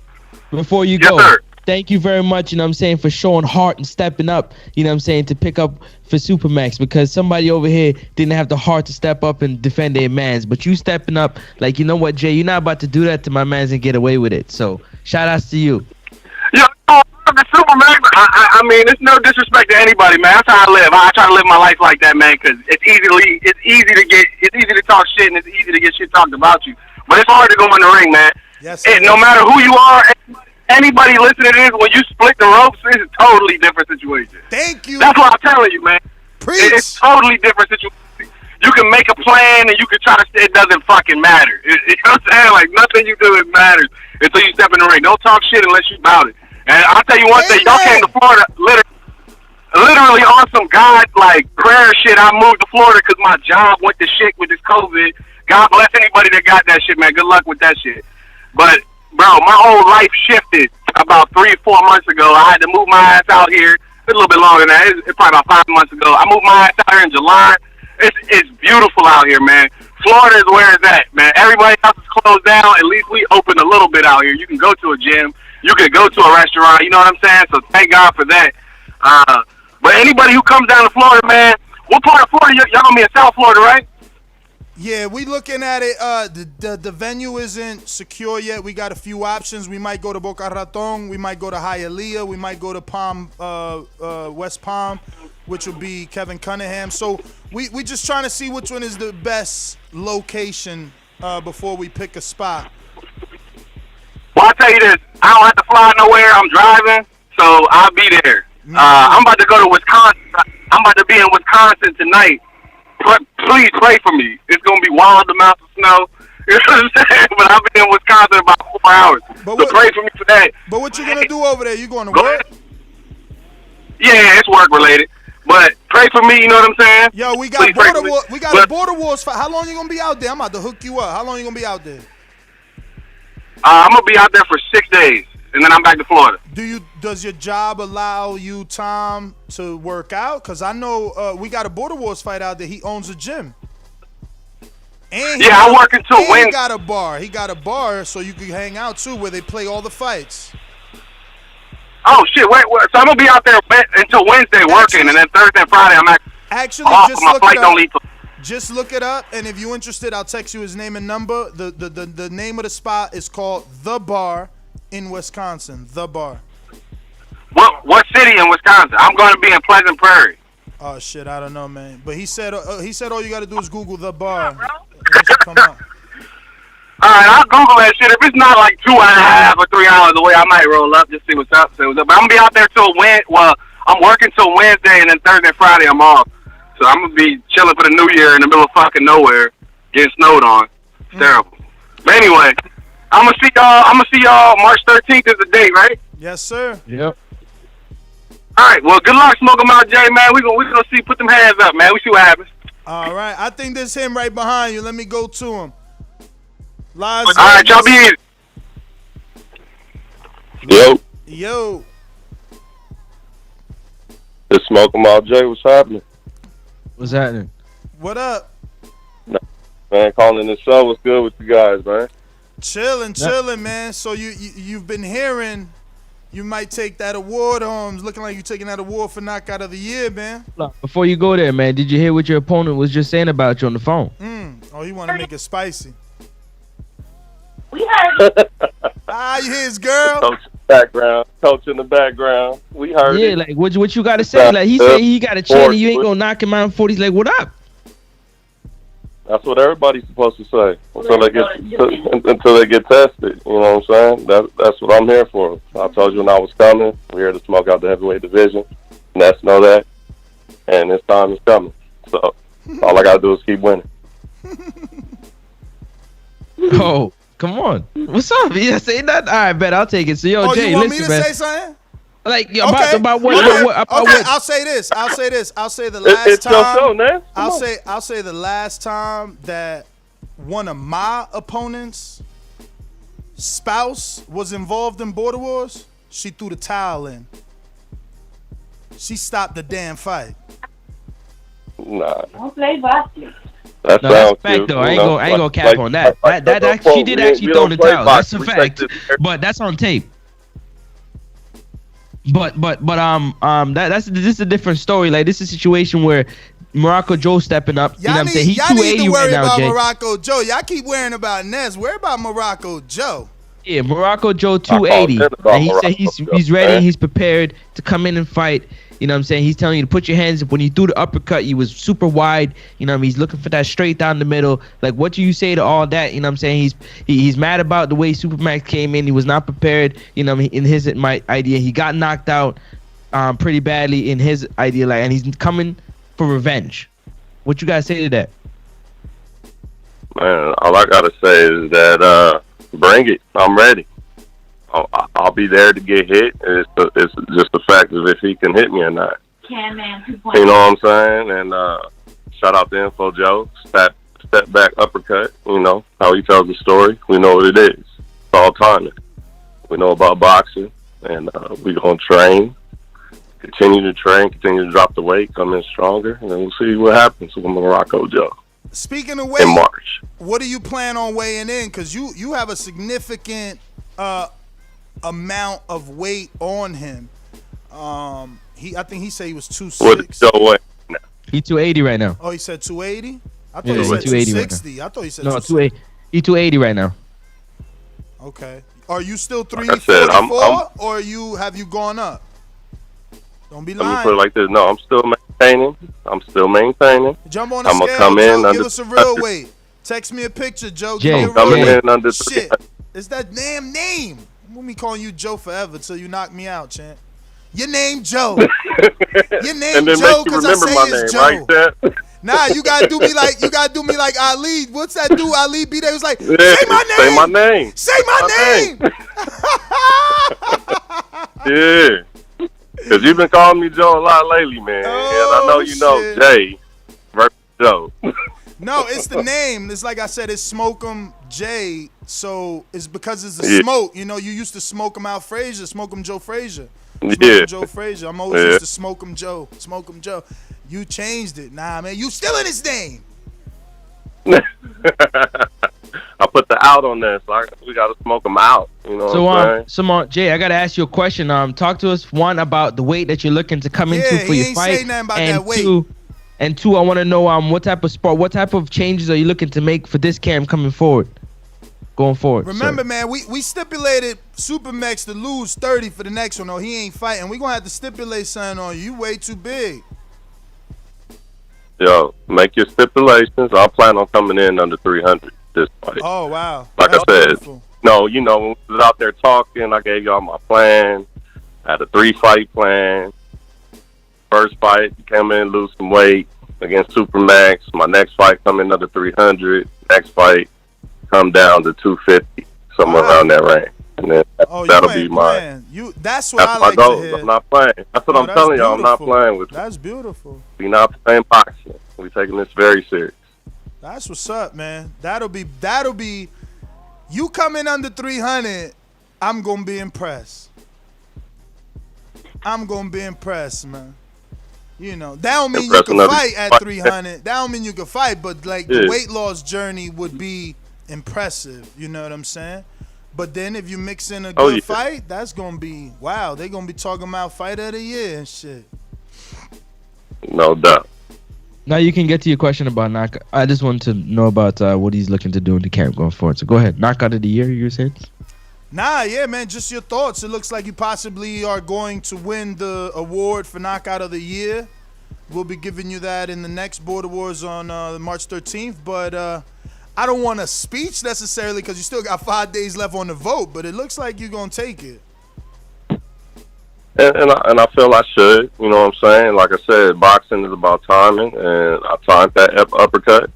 Like I said, y'all could talk to Info Joe. He could tell the story better than I can. You know, he says, bust Supermax with a jab real quick. And when I touched him when I initially touched him, he made it sound like, oh, you know what I'm saying? Like, oh, damn. Like, this man really hit me hard. And, we stepped around a couple of times. He came in with his head down, and I seen the opportunity to step back and hit him with an uppercut. And he went to sleep. You know what I'm saying? We saw the man's eyes roll back. Huh? Oh, he went to sleep, huh? He was out. But shout out to Supermax for taking the fight, though. Much heart. We respect. Yo, I told him don't take that fight. You know that, right? As soon as I seen I've heard. But I want to correct something, though. In Patreon vote, the man was up 55% to 47%, so he was the favorite in the fight. Yeah, so everybody that's out there is voting. Yeah, but they didn't, you know what I'm saying? Listen, champ. But Roger Mayweather, I think, made that famous. People don't know shit about boxing. I knew from the door that was the wrong fight, man. You don't know shit about boxing. Too much weight disparity, man. I mean, we seen it with Wilder. You got to take that shit serious, man.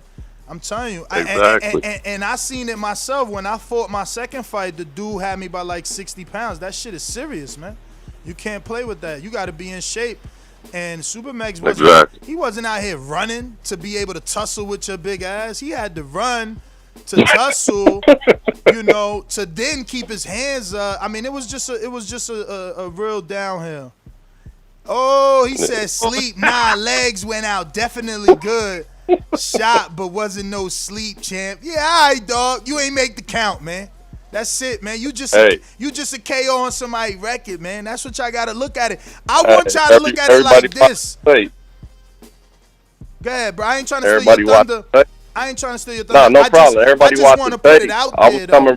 I just want to put it out there for people to understand that you have to train or you will be the next Supermax, the next Bishop. If you don't train, because you can't play boxing.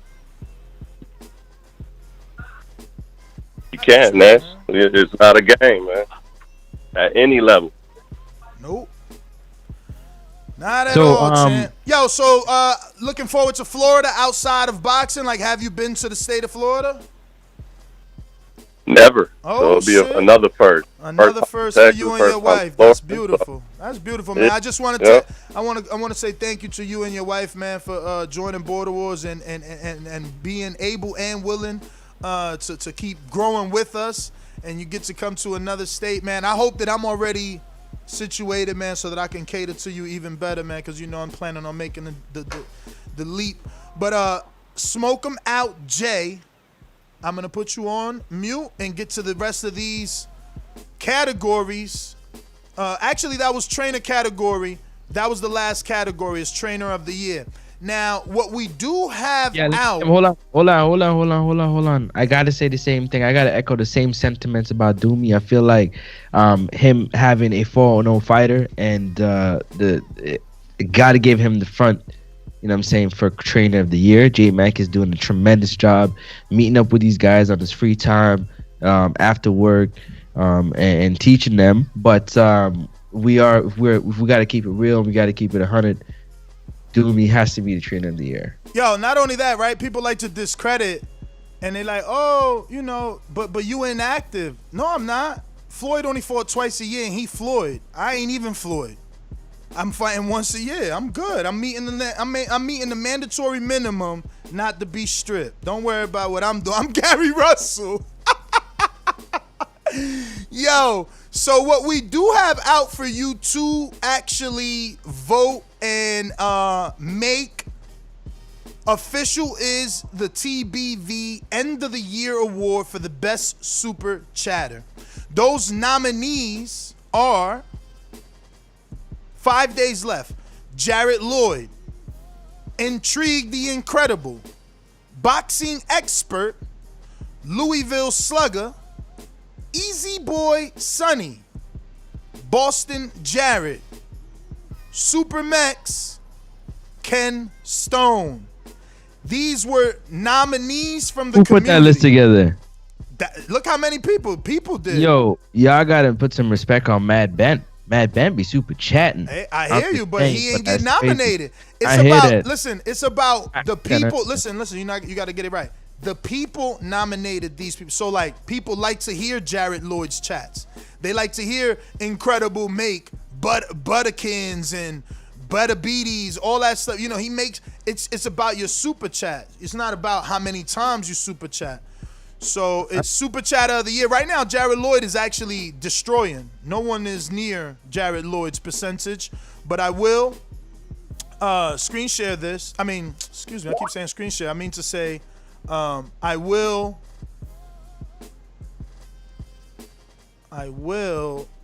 put this link in the chat and tweet it out so it's on our Twitter feed. If you haven't already voted, the poll is in the chat. Also, Yo, Ness. yes. Yo. What? Border Wars 10 is about to be something to talk about. That's all I'm gonna say. Yeah, I mean, hopefully we could get my guy. If everything works out way it's supposed to. Nah, I'm just saying, just. Yo, did you ever see 2000 and LA's? Did you see LA's when Jose fought and he got disqualified? And Sal fought, I fought with Hasael, but the real footage. It's on YouTube or Patreon? It's on YouTube. I'm gonna check it out just to refresh my memory. Go ahead. Because I talked to him, to that videographer. He works with Fox Australia. That's Michael Caparelli from Australia. He did the best job out of every single Border Wars. His flight alone from Australia is $1,500. So is very expensive, the budget with him. But going to this right now, we have TBV End of the Year Awards. The Boxing Voice caller, best caller intro. Nominees were Keem the Dream in Florida, Brandon in Cincinnati, Intrigue in Atlanta, Matt Machine Gun Garces in Texas, Supermex in Texas, and J Mac in Texas, or New Orleans by way of Texas. So go ahead and cast your vote. I just tweeted it. Who's in the lead right now? It's on our Twitter feed. The lead is Brandon in Cincinnati. Let me just refresh your memory. Oh, wow. let me help them. Let me give them all their intro. Yeah, let's do it, yeah. So let's see. So it was Keem. Keem was nominated. Which one were you nominated for, Keem? Keem has so many, so it's kind of unfair. That's what I'm saying. Yeah. That's probably why you got watered down, Keem. That's probably why you didn't get. Yeah. You know, they love that you had all of those, but you had so many. Like, I got 4 right here. I don't even know which one to pick. So I'm gonna go with this one because I don't think I played this one in a while. I opened the door for audiences and all of sports to go back to the way it was in Jesus' name. Amen. It's done. The fight, I'm making $10 million. I'm not really worried about what he making on him. I believe you. That's why you gonna see in Jesus' name. Amen. With Earl Smith. Man, you're not fighting So that's one of Keem's many. But Brandon came late in the season. That's how you know his is strong, because with the banger. His came late in the season and took it away. They ain't even nominate Stainless, and Stainless was the best. After that intro, that's how the tape was created. That's what I'm saying. People are fickle. They don't remember shit, but whatever. Hey, whole nother time zone. Jumped up for back with our mind on. Can't play when you here, get your life stole. If you bring it here, then the price grow. Folks jabbing and punching the line long. I drop a pigeon, let 9 go. We slap with the fake glass and white go. This only happens in Ohio. Then you got Intrigue. His was fire too. I mean, I used to love his. It's just that he don't call in that much, so they forgot. I said this bitch on fire hotter than a throwaway. I need my money now. No extra day. No extra day. Time's up, goons ready. Ain't no other way. It ain't no other way. That's all I got. I say what I mean, do what I say. I pray my chopper bullets don't spray. If you cross, you better look both ways. Yeah, yo, people don't side text me. This the community. I didn't put these guys. You guys nominated these guys. We put out the poll. See, this what happens when you're not active with the community. You can't just sit on the sideline. These names are your own peers, the callers, the listeners, the patrons. They are the ones that nominated these people. The next one was nominated is from Texas. I'm gonna go ahead and beat up Danny Garcia. Hey, Daddy, this $1 bill. You need to take out that green jacket because I just took your bill. It's fly, you can't even set out an arena. The only reason y'all pay per view because you fight me. So sit down somewhere. Sit down somewhere. Sit down somewhere. You will not be fighting on pay-per-view one for me. And then ThaBoxingvoice.com. Oloki, you are next, my friend. Por eso lo vuelvo a repetir. La era del Canelo es la mejor porque peleó con los mejores. La suerte es para los mediocres, my friend. ThaBoxingvoice.com. And that was Supermax. And then last but not least, one of the strongest late intro changes in the game too. This was done literally December, and he slid in on time. So you hating? I'm that guy. What you want to bet on? You bet 100,000 on that. Let's bet $1 million. You getting that money, right? Easy. You bet $1 million easy. And I for the bread. When I him, y'all gonna say he was too weak on my life. Okay, bow down, bitches. I'm about to handle business. I'ma teach you all a lesson. This'll only take a minute. Got a part and all this passion in my blood. Niggas hating just because. Think about it. Everybody love Bud. J-Mac, where you at? Where you at? All these niggas hating on me. Shit is whack. Shit is whack. So official with it. Don't check the stats. Hey, I'm out here trying to get it. Next, I only got a minute.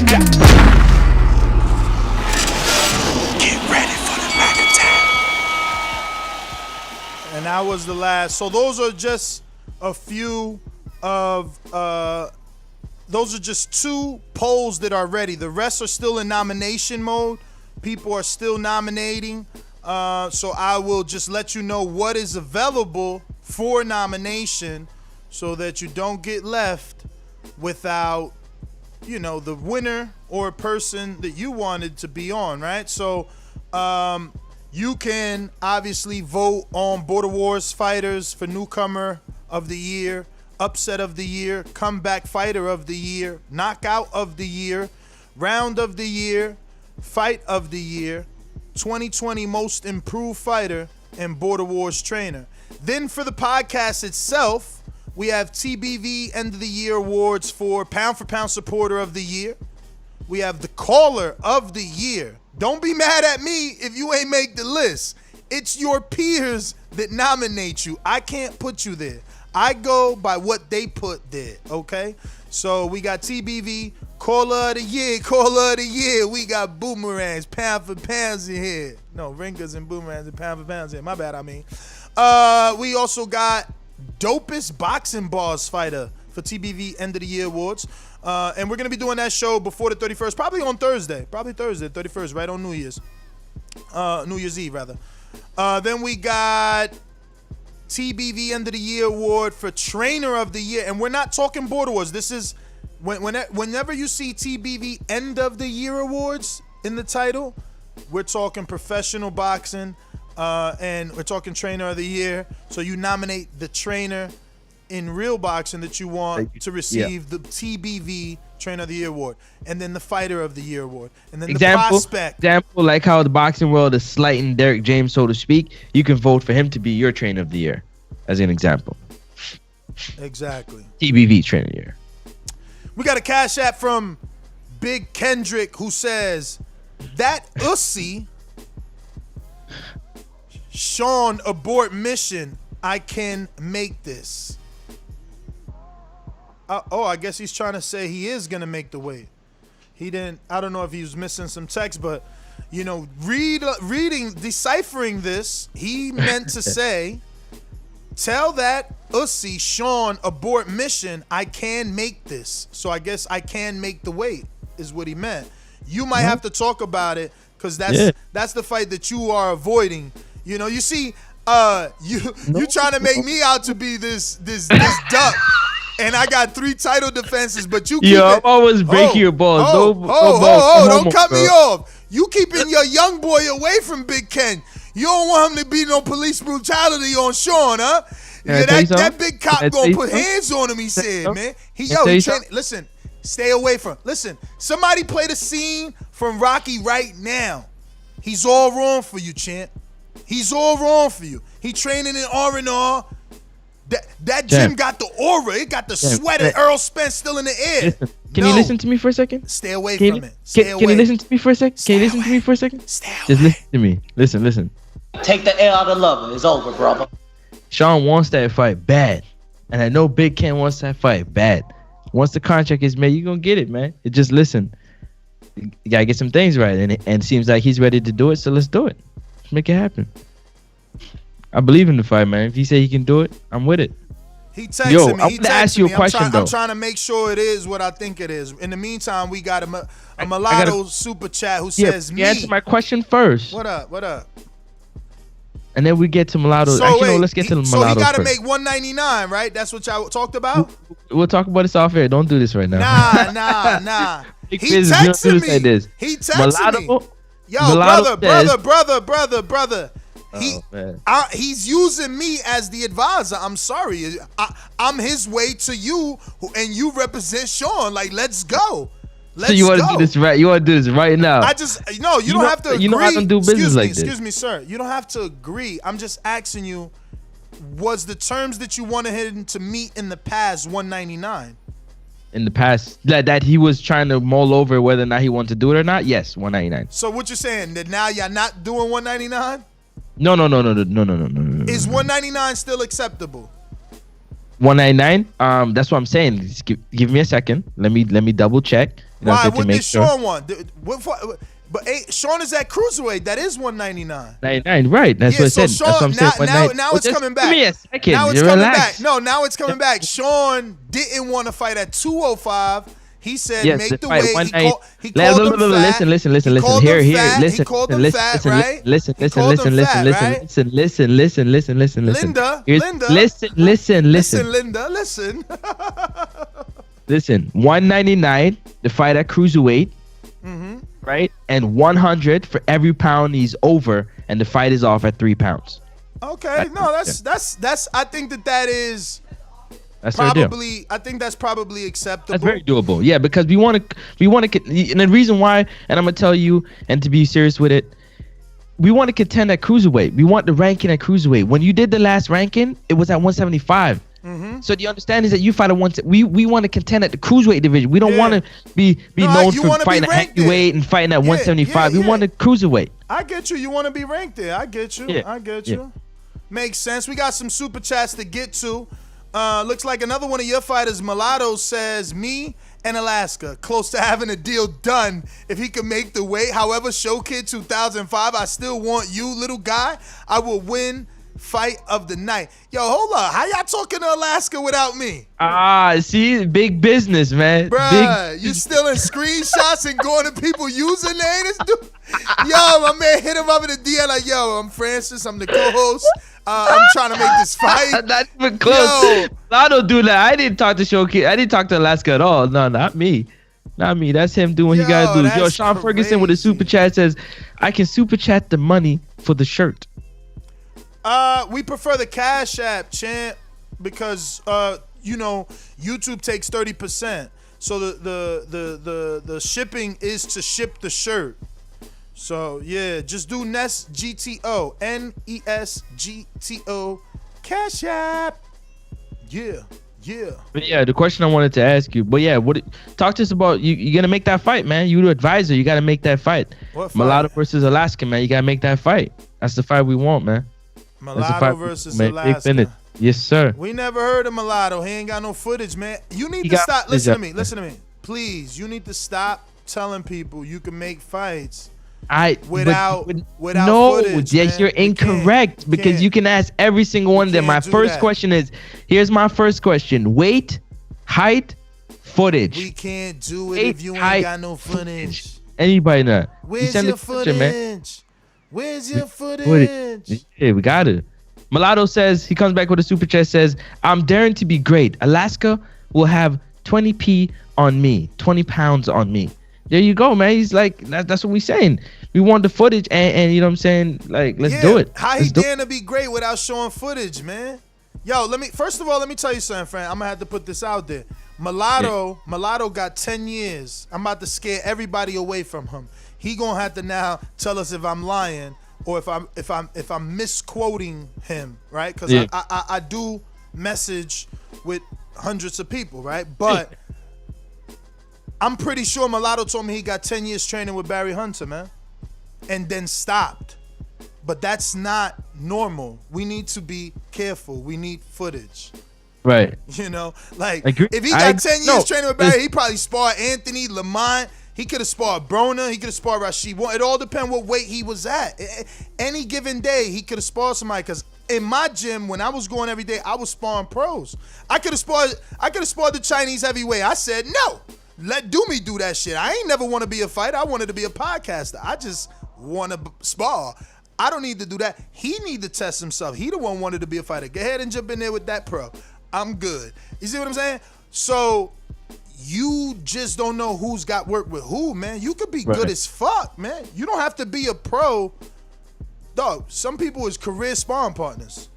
All right? Some people is career sparring partners out here. They just get hired for camp, you know, and they know how to give work, man. So that being said, we got to every category. Question. What's that? Please. What's that?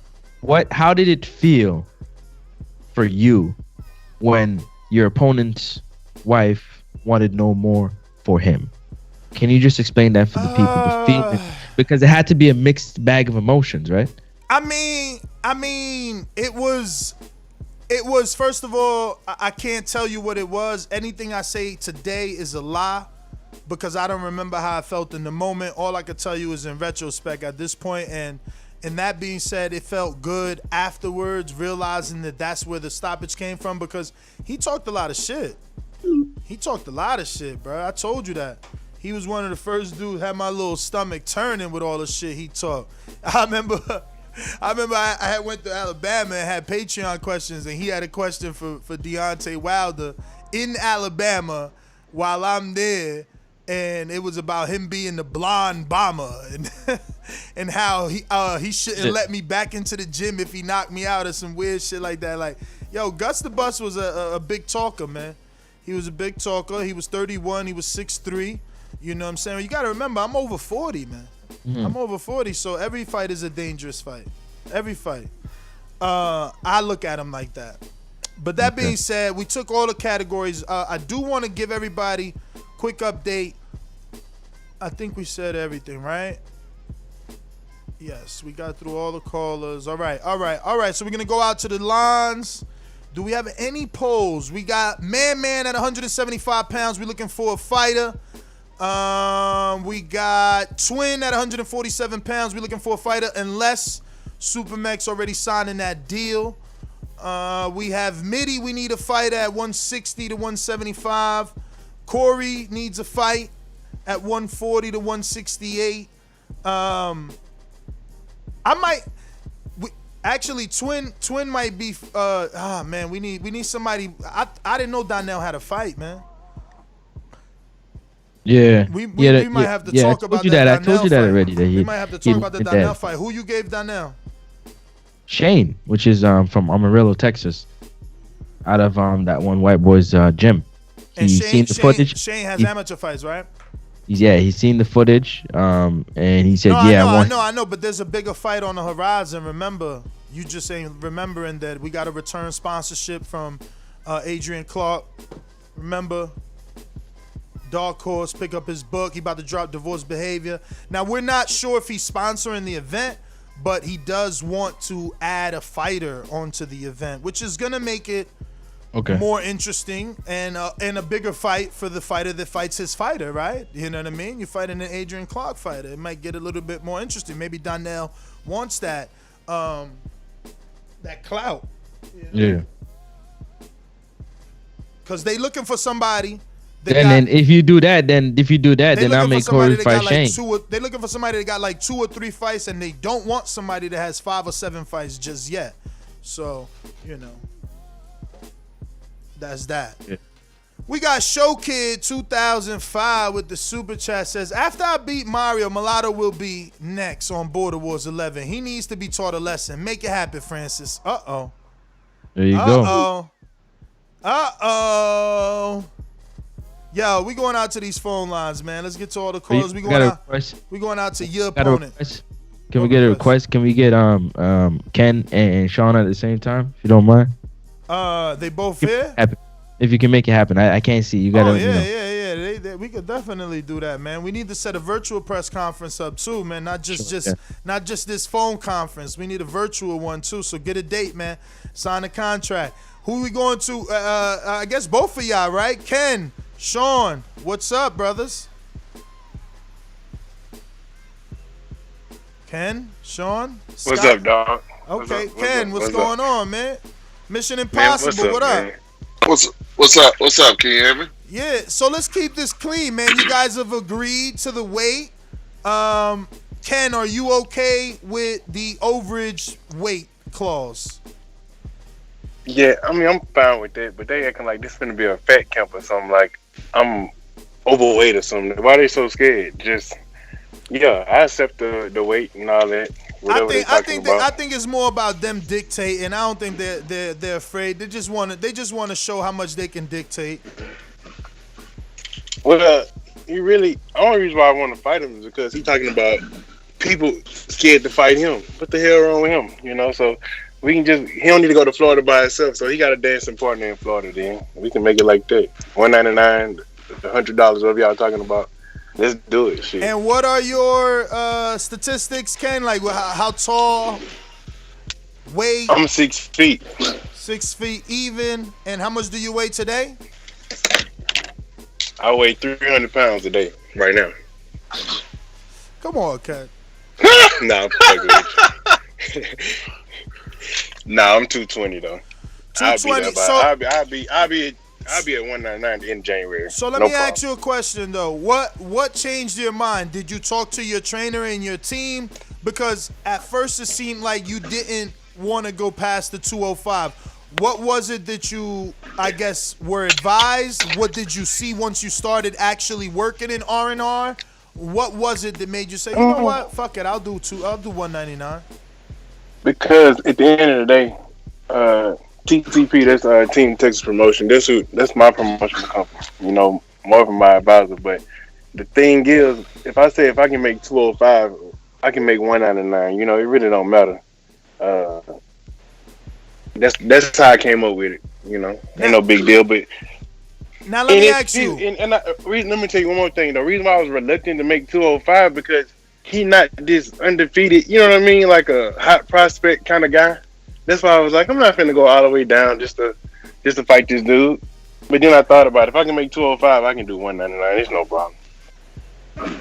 Now, man, I wish you would have not cut me on. I forgot what I was gonna say. Go ahead, jump in, Francis, till it come to me.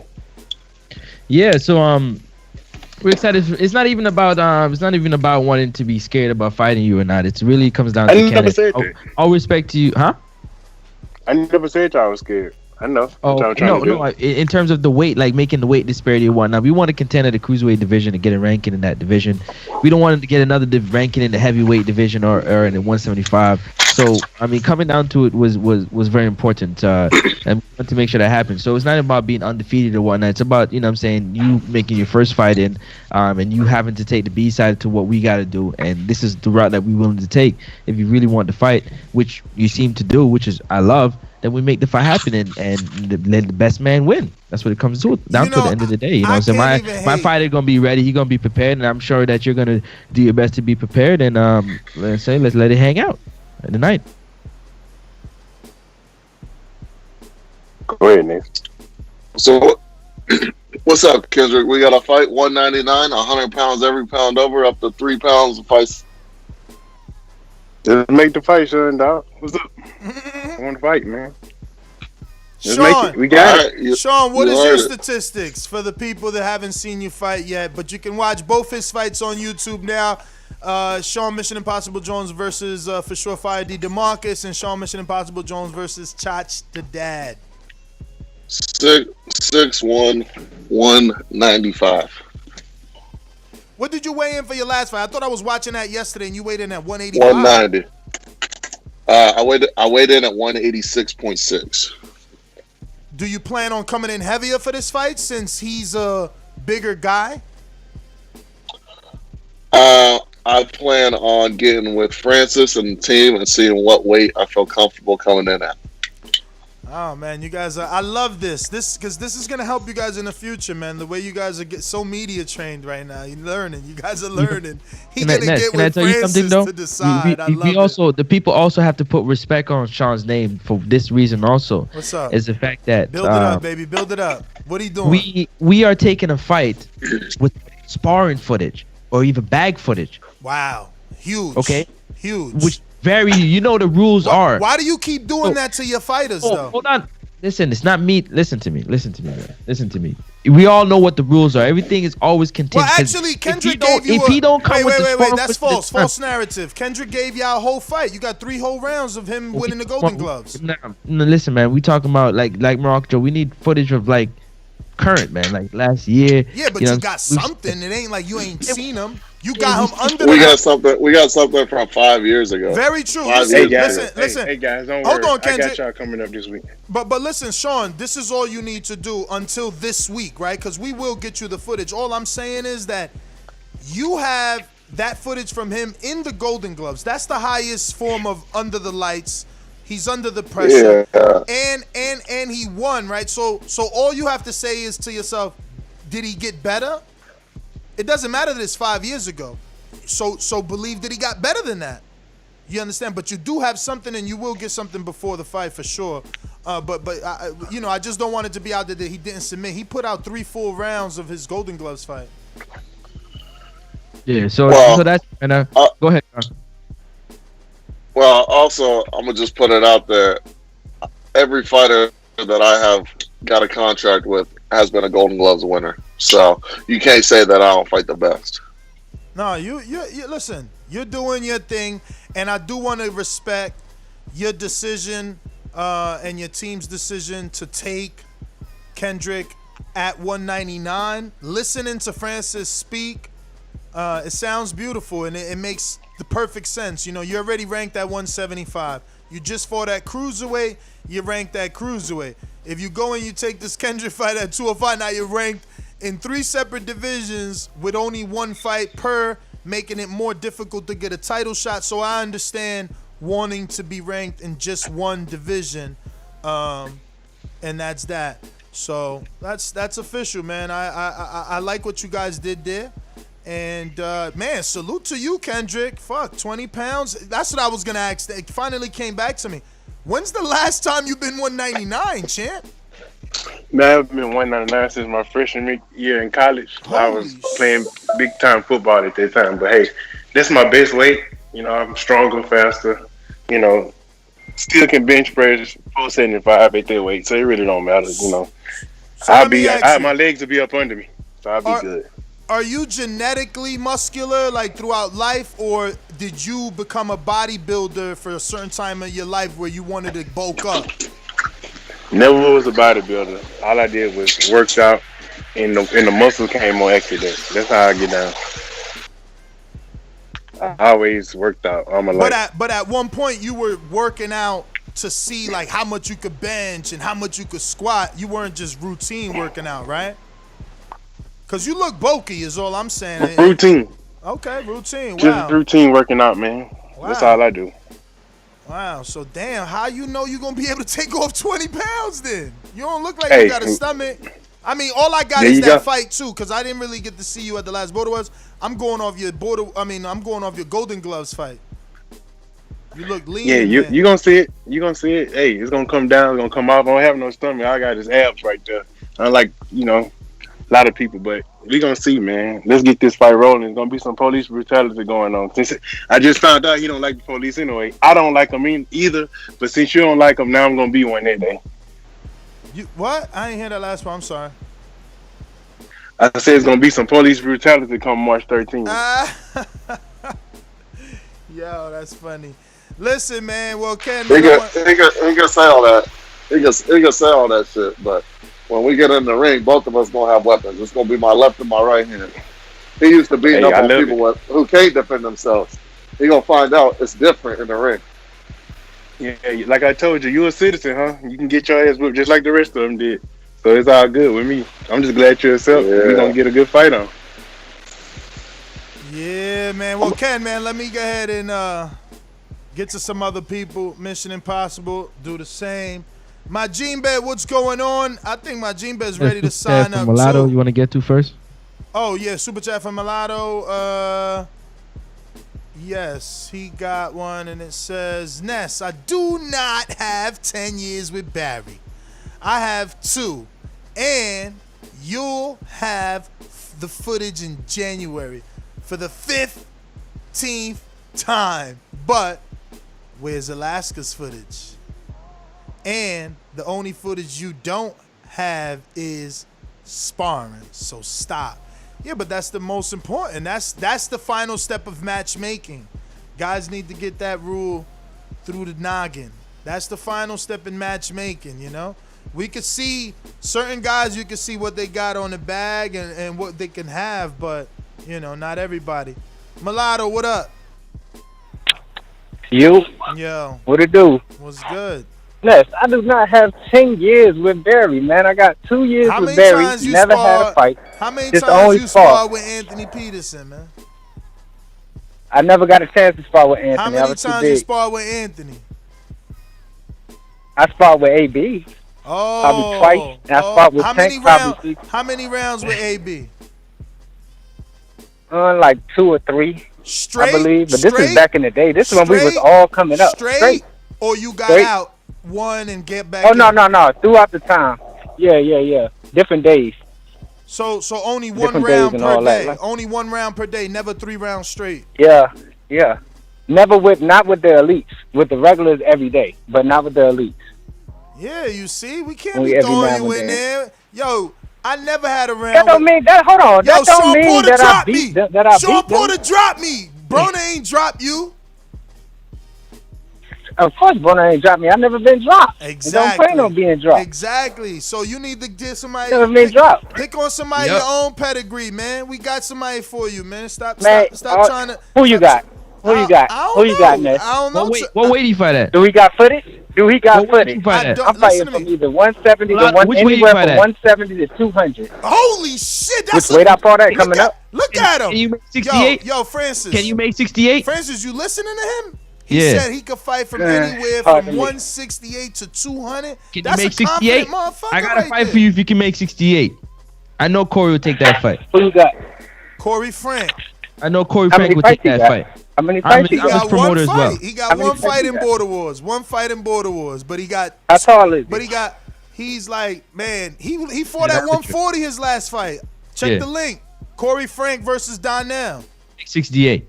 But he won to fight at Okay, 68 this fight. He fought And at he 140. amateur See, it's looking gonna be to hard for me like to make pursue 68. boxing career. But listen, he got 12 amateur fights. See, And that's he's too much. I in- don't have no amateur fight. And he's fighting in, I forget, I think he's fighting coming up soon too before, but maybe. Yeah, it's gonna be difficult with you because you got See, the sparring experience, champ. You know you got that sparring experience. I could see you Oh, take that was now. over 10 years that ago. fight. That's Ness, you don't like that fight? And I told Nah, Corey he, against and I Miller? he don't told want the Alaska Corey fight. He said he got too many fights. You not listening? No, I didn't hear that. Sorry. Yeah. got way too many fights. Even though I'm not worried, but me and Alaska been talking, and I told Alaska he can come in at heavyweight. That's not a problem. What the And I hell? still take him. No. So I'm down to be great. No. First of all, it got to be a rankable fight, like Francis said. We can't just be having no Yeah, weird come on. fight. Yeah. Nah, we no catch weights, I can man. make it 200 then. Yo. Oh, no catch weights now.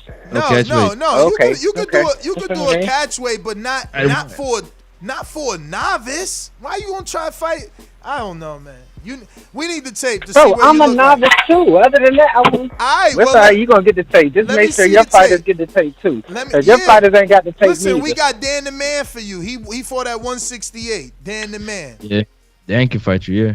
But I that take depends Dan on the Man, Adrian Rowan, all of them. They can beat me. Exactly. If you take them, then what's the difference? They experience. They got All right, experience. tell Rowan to meet me. Tell Rowan to meet me. Rowan got to at fight. 80. Rowan got to fight. And Meech. Oh, now he got to fight. You were just trying to put him on me. He got in. And it's fight. He fighting that. That fight's locked in. Locked in. I'm gonna let my Big promoter. fight. You my promoter. You my promoter. Francis. I got you. That's what I'm saying. Don't worry. I can get you a fight. Yo, you gotta find out what weight. He got a big ass despair. My man said what 168 You're 200. gonna find a comfortable weight to get to, so you can perform good. And that's good that he can fight between those weights. Yo, so. look at Show Kid. Show Kid. Yep. This Show Kid. That's all good right now. I want to see this energy once you get out the ring. If it's the same, then I know. You know, you about that action, but you know, right now everybody sound like that. But his super chat says, "I don't care if he fought the Avengers, he fighting me soon." But we gotta see, man. Everybody think it's one thing until they get in there, man. That's why I can't wait. Yep. I love Border Wars. Let's get out to my champ, man. What's going on, man? Oh, yo, you know who this is, right, Francis? Who that? The champ is here! The champ is here! Red belt, black belt, WON green. I'm king. Undisputed GOAT, TBE. And you can catch the news first on TBV. Voice of the people, people now let me speak. Scientists of the sweet, BOXING. Yo, TBV, what's good? What up? What's happening? Y'all can hear me all right? Yeah. You clear? Yo, I mean, you know, I try to get on for every Border Wars show, but it was a few people messaging me in the chat about the bombing here yesterday. I appreciate everybody looking out. I just wanted you to know, me, my family, my friends are safe. Ironically enough, the bomb went off in front of my daughter's. She works at Hooters, and it went off in front of there. But fortunately, with it being a holiday, nobody was there, so she's just out of job. But there could have been a lot more loss, so her losing her job, I'm all right with. But I just wanted to thank everybody for being concerned and reaching out and making sure that we are all right here. We are, that's to anybody listening. That's what this community is like. It ain't just boxing on here. We actually care about each other. That being said, now that I got that out the way, Francis, how you out here trying to promote other people when you got your own fight to worry about, bruh? 168. That's the only weight class you need to concern yourself with. People's yard, man. You got to focus what's going on in your yard. I know what happened. What happened to Al? What's going on in my yard, when man? they talking. 168. Focus. 168. That's the only weight class you need to worry about, man. You don't need to worry about nobody else's fight. Staying focused, coming prepared. Oh, right. Look around you. Everybody's warning you. Focus is my thing, bruh. I'm already locked in on you. That's why I'm on here, to let you know you need to stop playing. You out there trying to promote other fights. Don't worry about who else. You don't tell me nothing. I'm my own man. You do what you do. I'm gonna do what I do. Just come prepared. March 13th. That's all I want to hear. That's it. I don't want to hear nothing else. I hear you over there with them. I hear you over there with them Sean Porter Showtime promotions, but you ain't selling out a family picnic, bruh. So just come ready to fight, bruh. Stop worrying about who else everybody else fighting. Worry about Stainless, because that's who you fight. Mind your business. That's what you need to do. Mind your business. You're going to have a lot of business to mind on March 13th, so be prepared. TBV is my business, bro. You know. You know what I'm saying? So you don't understand. TBV is my business, bro. And as I always say, please make sure you push that thumbs up. It's a difference. Separate you interrupted, man. You interrupted. Separate the two. As I always say, please baby. make sure you March push that 13, thumbs separate up. The two. Share this in every episode of the Boxing Voice podcast. You have respect. TBV for life. And if you ain't on Patreon, that make you that dude that keep trying to talk to my call. Oh, and shout out to El Camino. Peace. Oh man, things heating up. Let's go out to Big Supermax. Just jumping in. Mastermind in the building. In the building. In the building.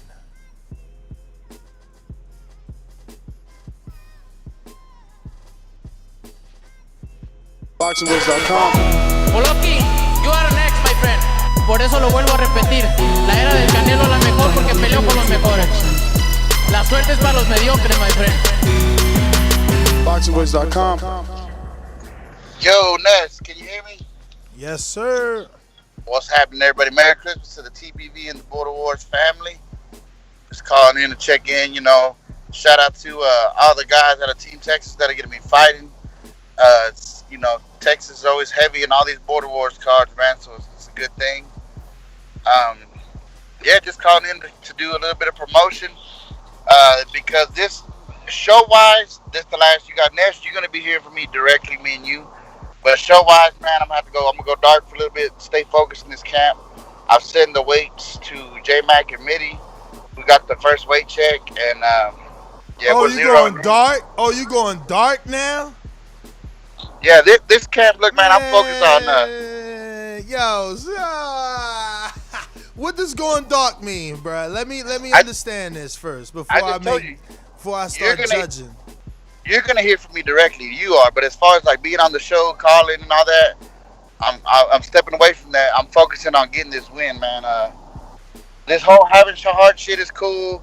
Being a lovable fighter is cool, but fuck that. I like winning, and I'm trying to make sure I get a win. And I gotta just be super focused. Like I said, I didn't get to show what I felt like I was gonna show, the pace I was gonna be ready to set, and I gotta work on some things to make sure that's able to be shown next time. So, like I said, Ness, you're gonna be hearing from me. Obviously, you know, me and you text personally quite often, so you'll be getting the check-ins just like Mitty and J Mac. I'll be working with J Mac after the first of the year. And then I'll be down in Dallas with Kendrick, Cruz, and Marvin on January 30th. That's when I get a Saturday off. So I'll be down there with them getting work in, and you'll be getting footage and stuff like that for Patreon. But as far as, like I said, I'm taking a step back promotion-wise this time and just focusing on getting the win. Yeah, champ. I like what I'm hearing, man. I like what I'm hearing. Yeah. So I just want to shout everybody out. Shout out to Jerron, you know, making his Border Wars debut. I hate to be the one to have to spoil it for you, but that's just what's going to happen, bro. You're just another guy in my way. And my ultimate goal, obviously, this is a gradual step. It's going to take some time. But this, if everything goes as planned, this will be my last year in the heavyweight division.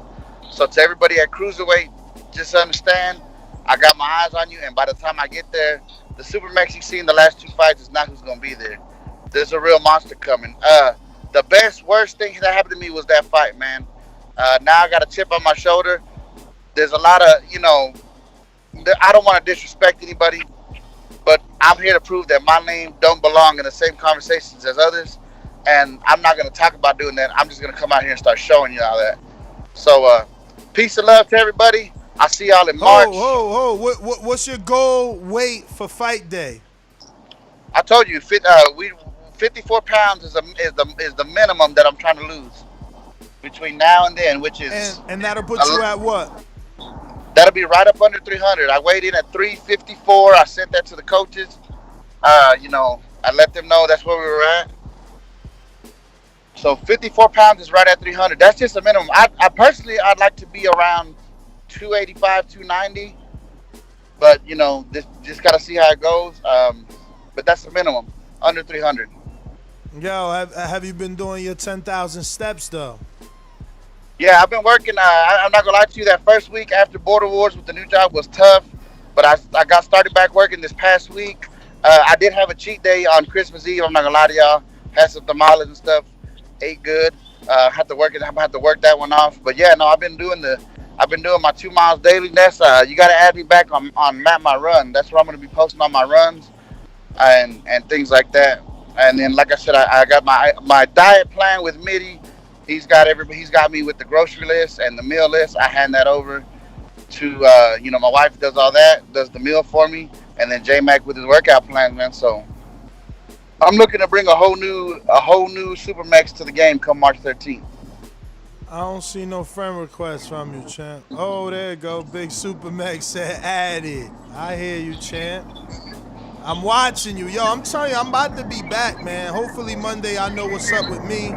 And it's going to get, wow, I'm going to motivate everybody. Whoa, you just went through like hella noise, but we're going to get to more people. But wait till I come back. I'm going to motivate a lot of y'all. When I'm on, I'm on. I'm telling you. We going out to Coach Mitty in the UK. What up, champ? I am the unified heavyweight champion of the world. I know you're booing me because I whipped the fighter's ass, but you know, that's boxing. On this side of the pond, we're serious, do you know what I mean?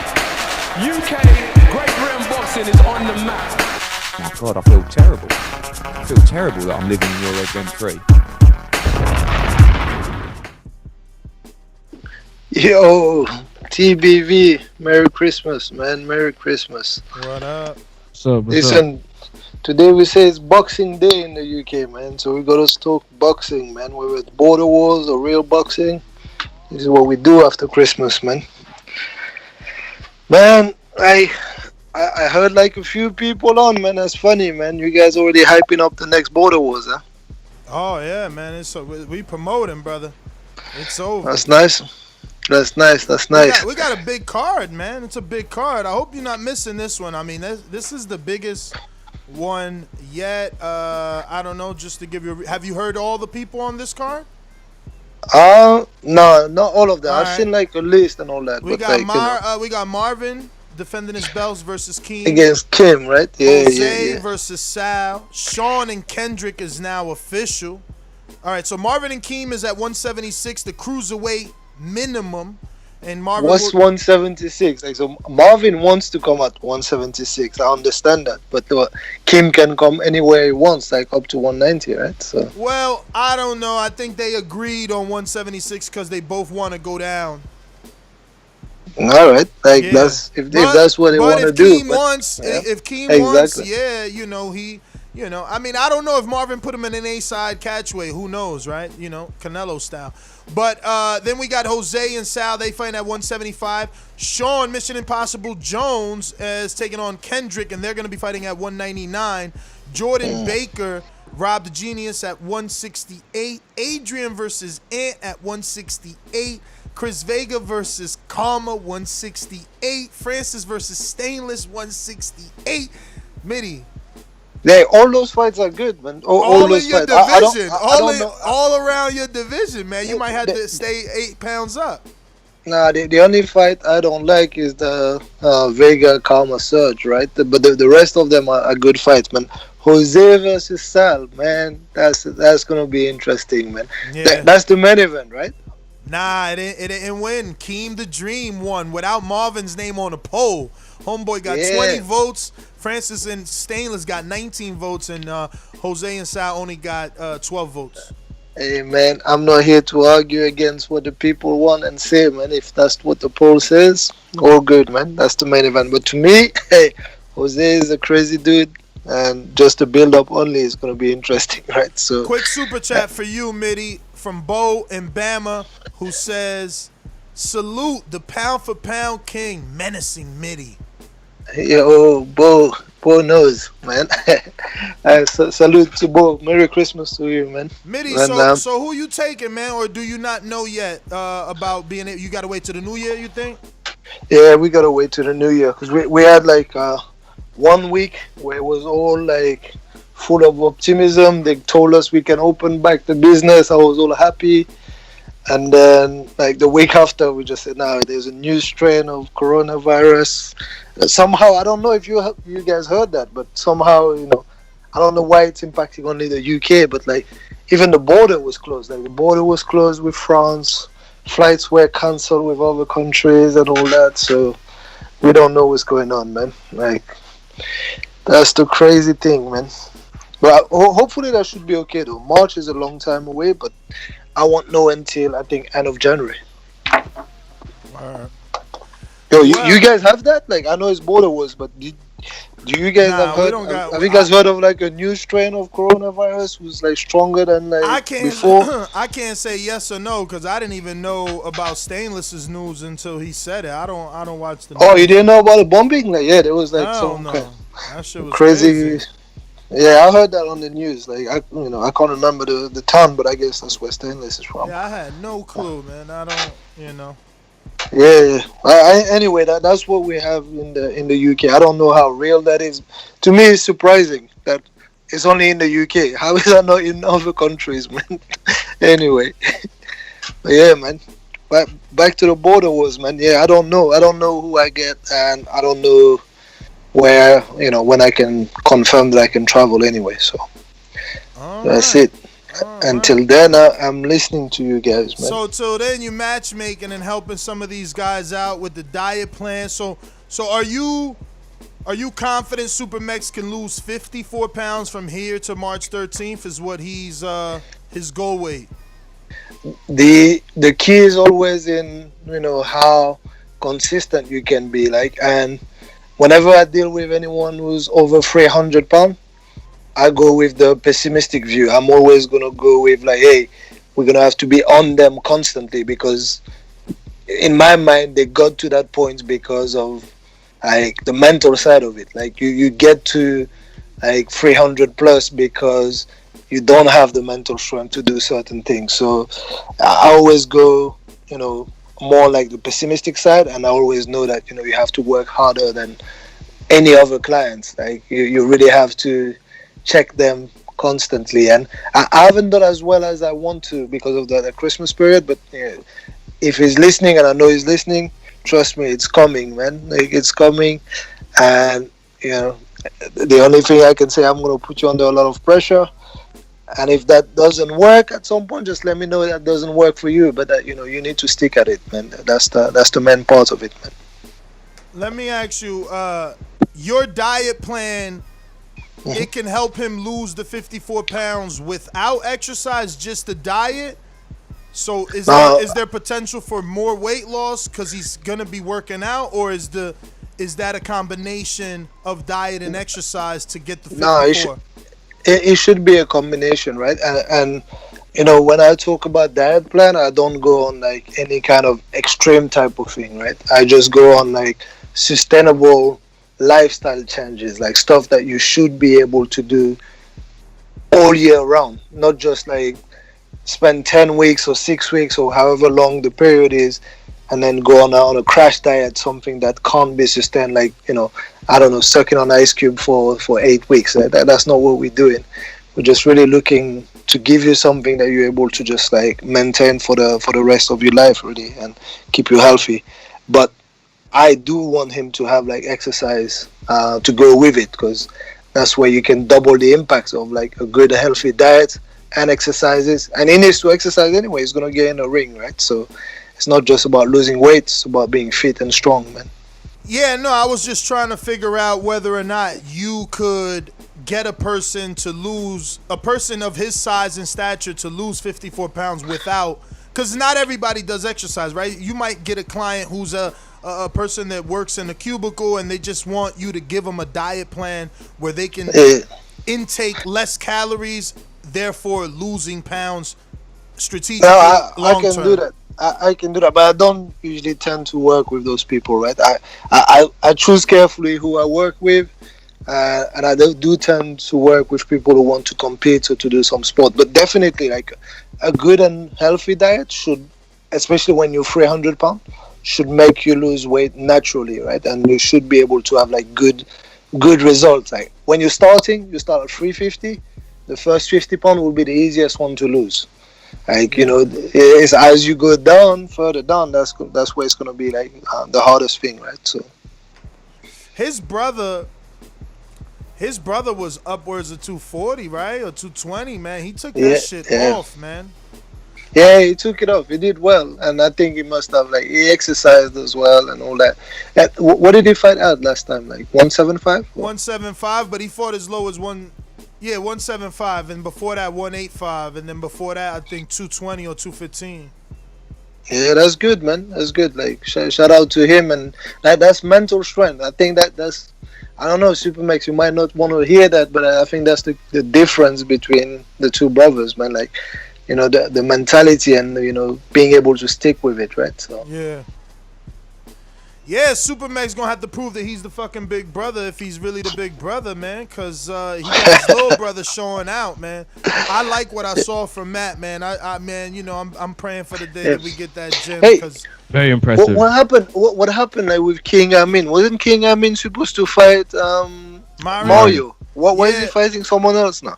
Well, because they negotiated that fight, and that's a better fight for him. 2 novices, 2 guys same height.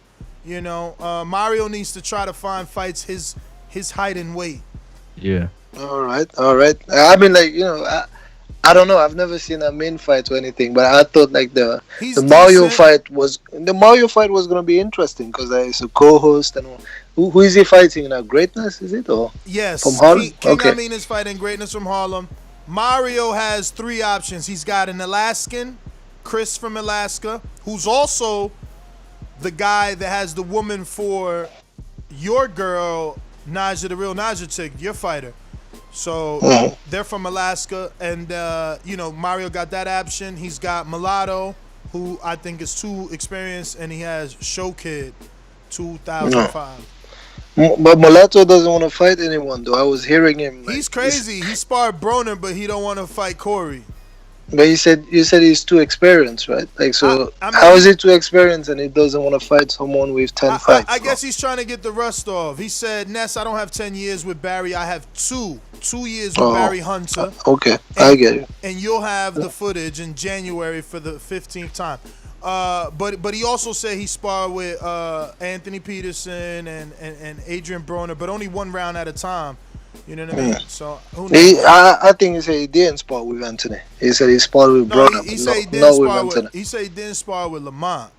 Oh, okay. Yeah.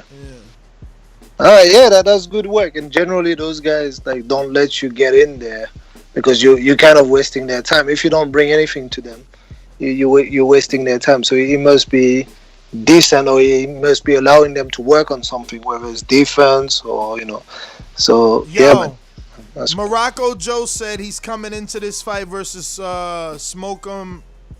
Smoke'em out Jay. Excuse me, Smoke'em out Jay said he's coming into this fight with Morocco Joe at under 300. Do you believe he will do it?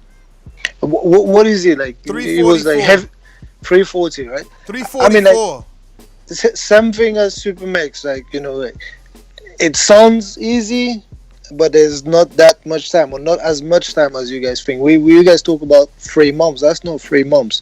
It's 2 months and a bit, right? And I mean, it's possible, and I want to believe him. But again, when I see people over 300, I go with that pessimistic mindset that you can't do it. You're gonna have to show me that you can do it. And if we work together, I'm gonna have to be checking you every day, like you're lying about everything. That's the way I work. With people that are over 300, man. Yeah.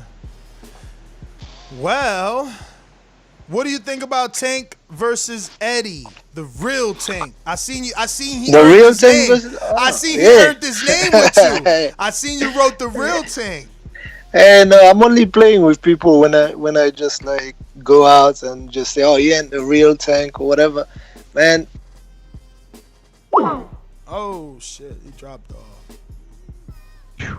Yo, what's up with Keem? Remove me and shit. Keem did it. Yeah, that's not a bad fight. Eddie is a mover. Eddie has like a fight against you where he showed his toughness and his grit. Definitely shows that he's not someone who wants to give up easily. He had like so many ways that he could have if he could have given up against you. So yeah, against the real Tank, I think it's gonna be a more evenly matched fight anyway, and it's gonna be good. It's gonna be good. It's a good fight. I like it. And let's see if the real Tank really has that power. Imagine if he stops Eddie, then it's gonna turn around. Don't say that. Don't say that. It's gonna turn around and look at Jay. Don't say that, because that's gonna make me look bad. And I'm gonna be mad. And I'm gonna be mad because they robbed me of my stoppage, bro. Hey man, but if he does it, that's like an easy fight to build up after that, man. The real Tank versus Ness, man. He showed he can handle the height already, man. So. Oh no! Then we gotta throw Smoke'em out Jay at him. Yeah.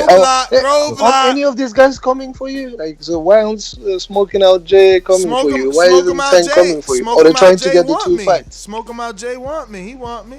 That's what he said. There you go. I like that then. Yeah, those 2 guys are good. They have the right mindset, man. You say he trying to knock dudes out until he gets a nest. Who said that?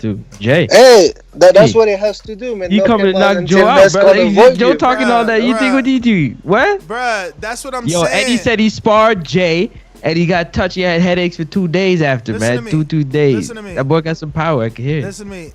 If you fight those guys, it's about resume. You know what I'm saying? We talk about this every day, man. I love it. It's about resume, man. You know what I'm saying? If you give me certain guys, I'm gonna do certain things. Yo, Mitty, too. all I'm saying is that it's You know gonna what be I'm Ness, saying, Smoke 'em out J, Mitty, they won't NDR approve. Listen, for the listen, IBF listen. heavyweight world I title. wouldn't even accept knockout of the year over Speak Supermax, it, believe right? it, receive it. I won't even accept knockout over the year over Supermax because that fight Damn. won't even be approved by the commission if it was me. You understand? You see the fucking difference? I'm Gennady Golovkin, and these other dudes is the dudes the commission said, hell no, you can't fight him. You understand what I'm saying? That fight was approved. I hear you. That fight but was you still approved. did it, man. You still had to do it, man. Mitty, So Exactly. didn't you tell him not to take that fight? Because I know I told him don't take No, that fight. I did. Oh, But shit. I did, and but Oh, I told him that shit. out of the two fights offered to him, that was the better one. But neither of those were good to me. Like that was kind of my answer, right? So, but hey, man, what was it? a man has to make his decision, man. Hold on, coach. Exactly. There Hold you on, go. A coach. man has to make his decision. Hold on, coach, because you can't just say something like you told him to go with Supermax. So what did you see in Smoke 'em Out J after? What like? No, I mean it's the same thing. Like it's the same thing. After there was really I thought that Smoke 'em Out J could do that. But Smoke 'em Out J didn't show me anything that is like, whoa, crazy. And I knew that, he could time that perfectly and all that. I think he just did that out of instinct. And he wasn't really setting things up like that. But yeah, I thought skill-wise, it was the better opponent to me, right? Like I said, hey, go with that opponent because the only thing that he really has, if he lands big shot, is a heavy dude. So you're going to feel them. And once again, that knockout, if you look at it to me, if you really look at it, I don't think Supermax was out. I think like Supermax, when Supermax hit the ground, it wasn't going to get up, man. Like I'm telling you, and not because he's out, because he's a heavier dude, man. Like, the way you go out, you can't really come back onto your feet when you're like 350 plus like that quickly and all that, especially with the shock of the shot. But he wasn't out. He spoke to the ref straight away. He said, "Yeah, I'm good." You can hear that on the show, right?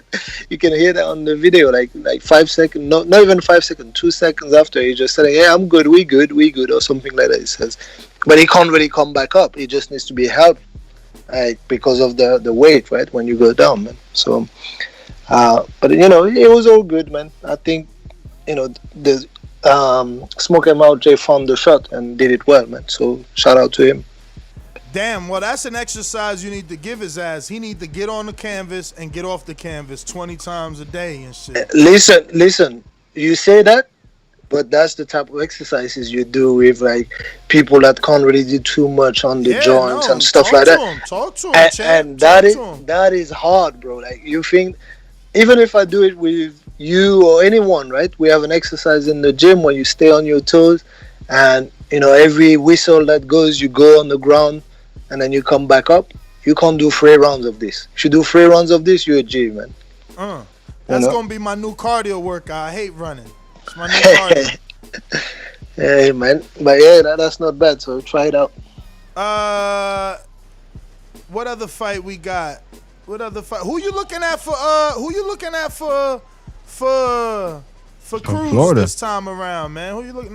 Hey, my man Cruz showed me his experience in matchmaking. We've been speaking over the years, and now I have full confidence in what Cruz is doing when he's picking his opponents, man. His last opponent was like some kind of like master matchmaking type of thing, man.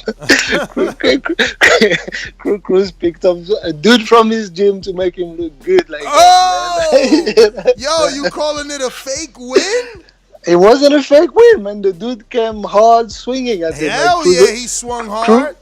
Cruz had to work for it, but Cruz has an eye for the style that will look good for him. He knew that style is made for him. The guy came and met him, and in a dogfight, I'm always gonna pick Cruz, man. So that's good, man. That's good matchmaking. So I don't know who is in the conversation, but once we have an opponent, we're gonna obviously talk. What weight is he trying to fight? Because he's on cruiserweight, man. What about him and Mulatto? What about him and Mulatto? Him and who? Mulatto needs footage though. See what I'm saying, Mulatto? We can't talk about you, man. Yeah, if he sends the footage, we can take a look at Moleto, man. Cruz already just like Cruz started his Border Wars career by beating a guy that is now signed to MTK Global. So now he's gonna beat like an Adrian Broner sparring partner. That's good, man. We can do that. You know.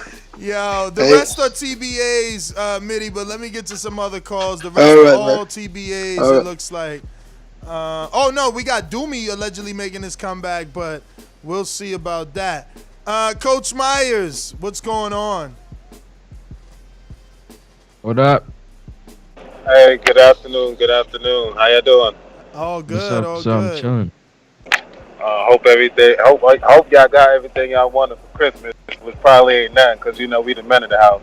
But I like the interviews, man, about the border wars. I'm just listening, man. Very, very interested, man. Like you really making this a big thing, Ness. Like really, like hitting these streets hard with this border wars talk, man. But that's all I got, man. I'm just listening. Y'all keep doing y'all thing, for real. All right, looking forward to your debut, man. Looking forward to your debut. We got some super chats from Mulatto. He says, listen, man. No, he says, listen. My weight will be cruiserweight. Also, how do I have too much experience? I sparred those guys as a novice, and we were teenagers. Now make the fight. And he said, Show Kid, me and Mario are going to knock you out. Stop it, bro. I seen your footage. That jab is trash. You got Gary arms. Mulatto back with another one. He says, maybe I need Mitty as a promoter, Francis. Ooh, shots fired. Ooh, handle it like a professional. Handle it like a professional. Handle it like a professional, champ. It's always, they always gonna come for you, dog. Handle it like a pro, man. It comes with the job. You know, not a fool. Take it on the chin, man. Take it on the chin. Fuck it. We going out to JT. Talk to us. He just wants you to work hard. When they do that, they just want What did he say? I didn't even hear what he said. What did he say anyways for him to say that? He just said like maybe I need Mitty as a promoter. He said maybe I need Mitty as a promoter. That's all. He hears the way Mitty's talking about Cruz, and he wants that. People want that. They want to be talked about, man. But listen, I'm not saying you ain't do that. I'm not saying you ain't do that. I think it's just the anxiousness of not having a fight signed. He want to have a fight signed. He want to be talked about. You know, he want to know where he's at. You know, we need to put his just as much. So get it in and we get it popping. Who's next? Yeah, JT's next. So interesting that you come across like a nice guy, but you're really a piece of shit. Hey, with that comment. No, that was a piece of fuck you. That was a piece of shit. You know, we're doing live TV. Man, I don't care. What you gonna do about it? I'm killing this mother. Why do you have to talk like that? Well, I'm talking to you the way I want to talk to you. You have a problem? Turn off your station. I'm the best ever. Yeah, what's up, Ness? Happy holidays, y'all. I'm just listening to it. I'm surprised that Ken and Mission fight got made. Agreed to 199. That's a good fight. Mission Impossible kind of put his foot in his mouth on that one when he kept saying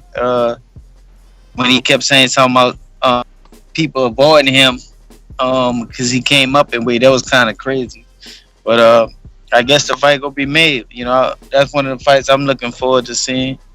You know, I need to highlight Coach Mitty. I was just talking to Kenny, cause I need to get down in my weight. You know, cause I'm starting to itch. What's your goal weight? My goal weight, that's I'm like 217, 215 right now. But I fluctuate. Hold on, Mom. Hold on. I fluctuate between them. I told you my goal weight right now. I would allow it to get down to like 195 at that most, and that be my first fight if I took a fight in Border Wars and stuff like that. I really don't care to fight at 200. I can fight at 200, but I just know it's just a different weight up there, you know, and stuff like that. 215. I mean, 195. That sounds like you could do it. You don't look too heavy, man. You look like you just gotta run. You just look like you gotta get back to working out. Like y'all both carry your weight well. I tore a tendon in my foot, like I ruptured a tendon like in July, and I'm just getting back on running on it and stuff like that. I could run without even limping. So I don't know if you saw that at the house and shit like that, but my foot still be giving me a little problems. But I'm still like, you know, I can move a little bit. That's why I wasn't big. That's why I haven't been running at all. So I'm healing. I'm still healing from that. But man, I'm trust me. I'm interested. I'm eventually getting in. I guess I gotta wait for somebody to give me a call out and stuff like that. Cause you say I'm experienced for some of these guys back here and stuff like that. But I haven't fought in some years. So just being honest with you. I mean, you know, that cruiserweight division is where the experience is starting to be. Sean got amateur fights. Kendrick got amateur fights. Rel, you know, wants to be a pro. Sean got amateur fights, so he fought before? Yeah, he fought. He's 1-0 in the amateurs, I believe. Okay. Well, he's still considered novice. But you know, I'm listening to some of these dudes. Like, I'm wondering how these dudes want Golden Glove. There's another dude, Santos. He might fight Doomy. He got 40 amateur fights. Yeah, but that dude, how big that's the dude trying to come down to like 240? Yeah. But eventually, because you know he don't belong there. Yeah, he can let. Yeah, eventually. Yeah, that definitely be. I think his height is only like 5'6". So eventually, you know, he just start. Imagine he likes it, keeps going. He should get down to his normal weight because he think he 5'6", yo. Yeah, I think I saw him hit the pad. Doomy can wrestle with that big ass weight. Doomy bigger than me. He can have that shit. But I mean, yeah, if he get down, I definitely I mean, no disrespect to do, I definitely beat him.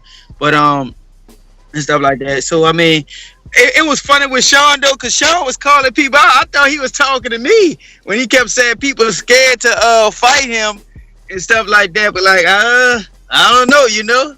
Shit, I'll just sit back in the gap, you know. But I did hit Sean in the inbox. My son and them. Ness, you never got back with me. I know you don't want to do the kids and all that, but Keem talking about he want his son. He wanted him and my son to go at it. What's up with that? Man, we gotta see, man. We gotta see. That's a whole nother layer. That's a whole nother layer, man. Let's see about that, yeah. we gotta do the research, man. That's a whole nother layer of just thinking, security, liability. A lot of things. I see what you're saying with that, but yeah, you know, of course, that would be on me and Keen. Like we signed something. Don't try to sue y'all or anything for it. Of course, we keep it safe as possible. And the kids would just go like a minute and 30 or something like that. So it won't be nothing to it. But I'm probably gonna bring them up there anyway because Keen say his son looking for some work. So I might bring my boys up there for to enjoy the thing. I would kind of love that because that would show like the variation of what the amateurs does, but it's just, you know, like I said, it's about research and understanding what is safe and not safe. Right. But let me get to Keem the Dream, JT. Yeah, Keem the Dream in Florida.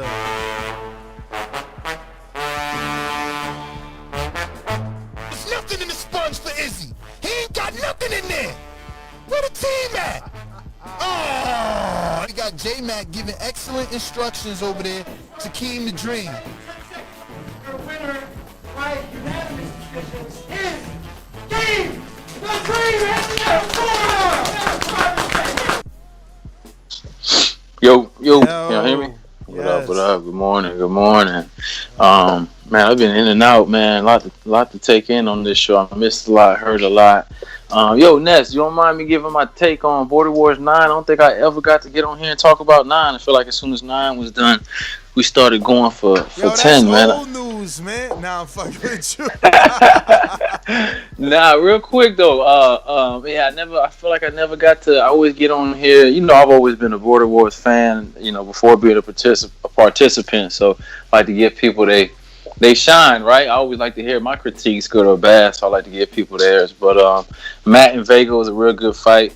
I thought Matt showed you saw Matt's improvement. You know, working with J-Mac, he was a lot more calm. He was trying to set stuff up.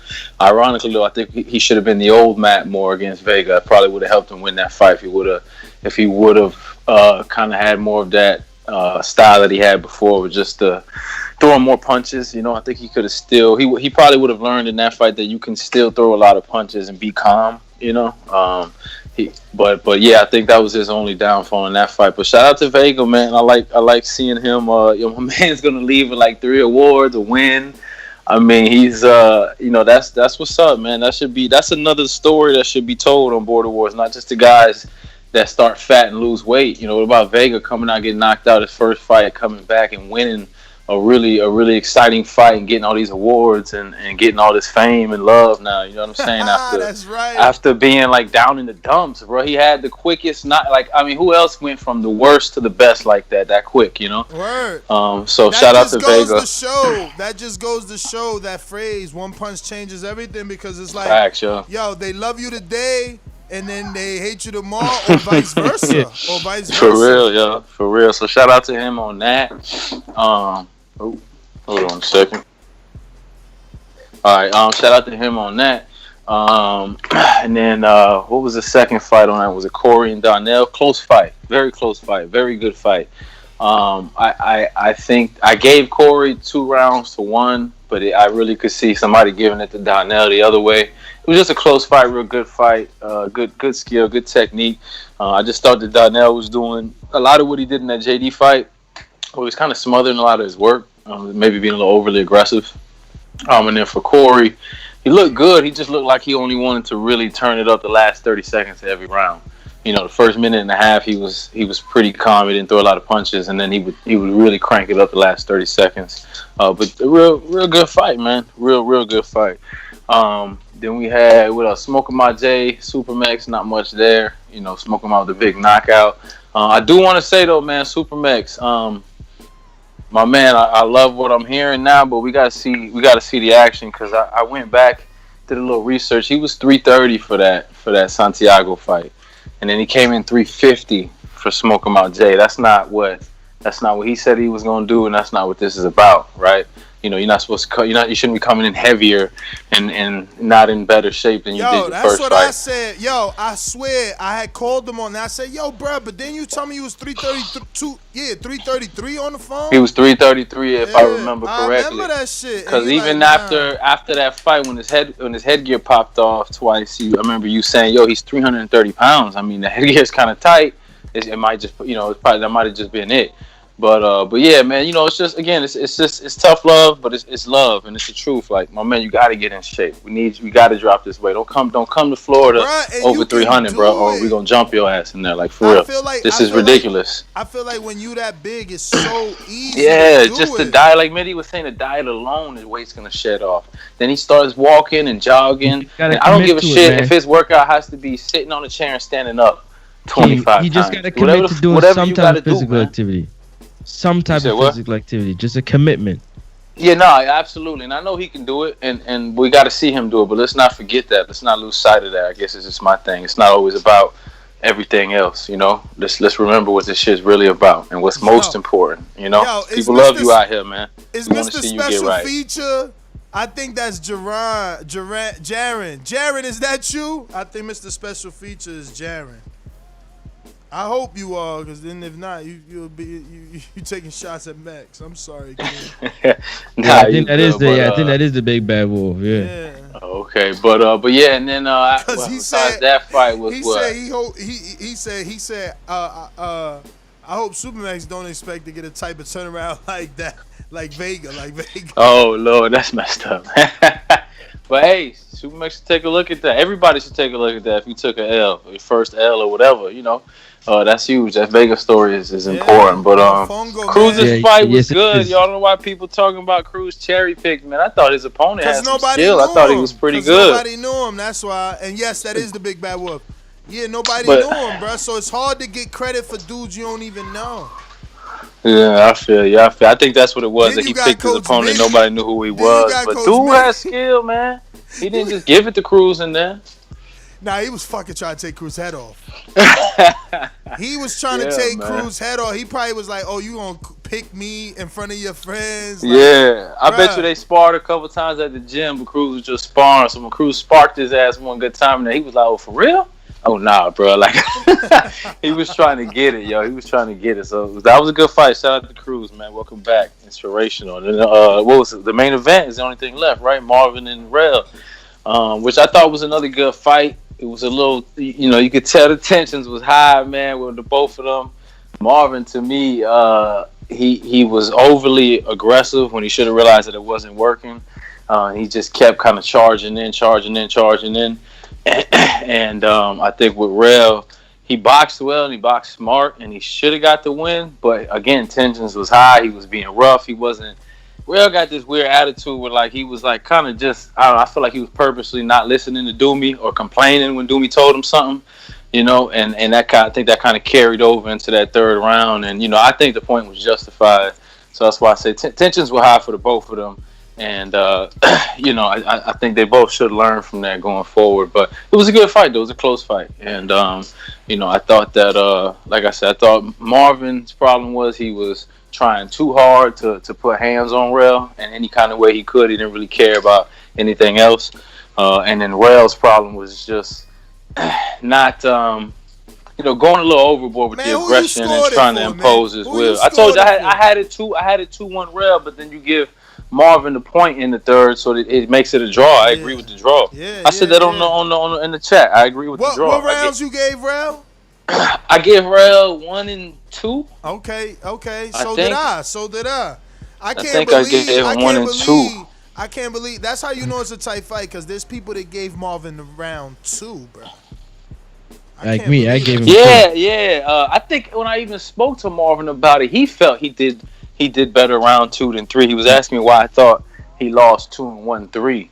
I think he even felt like that, if I remember correctly. And I think I did hear a couple other people say, "How the hell do you give Marvin the third round?" They were telling me if I thought Rel won the first 2, then Marvin definitely lost the third. And I was like, Nah, I don't think so. But it is.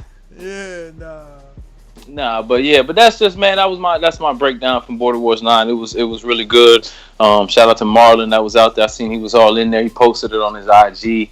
And Ness, you talk to a lot of guys, about having like social media presence. Marvin, although he doesn't have a big following, I like the way he breaks down his social media. It's great. It's really, really good. Games. Yeah, he don't play no games. He posts everything, man. Mm-hmm. But yeah, that was my breakdown. Border Wars 9, man. Shout out to everybody. Like I said, I'm a fan before I was a participant. So did you vote? Absolutely, I voted. My fight of the year, I did Matt and Rob, which didn't get it. I thought Matt and Rob was a better fight than him and Vega. Him and Vega was good too, though. Don't get me wrong, but I just thought him and Rob was a little better fight. I think he showed way more skill in the Vega fight. Who, Matt? Yeah.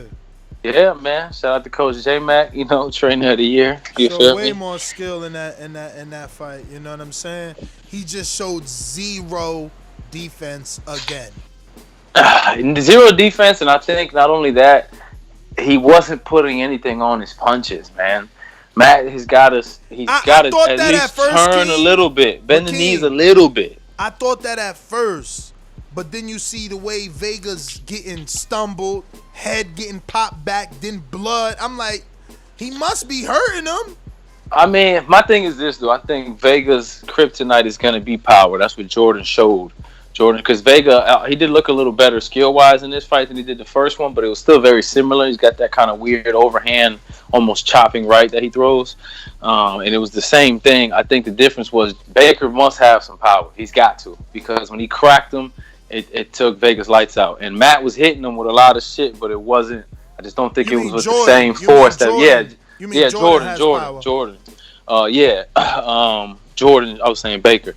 But but Jordan's power is got to be there, man. I think that was the only difference. I think that's why I think it's a dangerous fight going forward with Vega versus Carmen, because I watch Carmen street beef fights, and he doesn't have a lot of skill, but one thing he's got is power, and that's what's won him all 3 of them fights. I saw one fight, his last fight, he got dropped 3 times in that fight. He was hurt bad. I mean, legs was wobbling.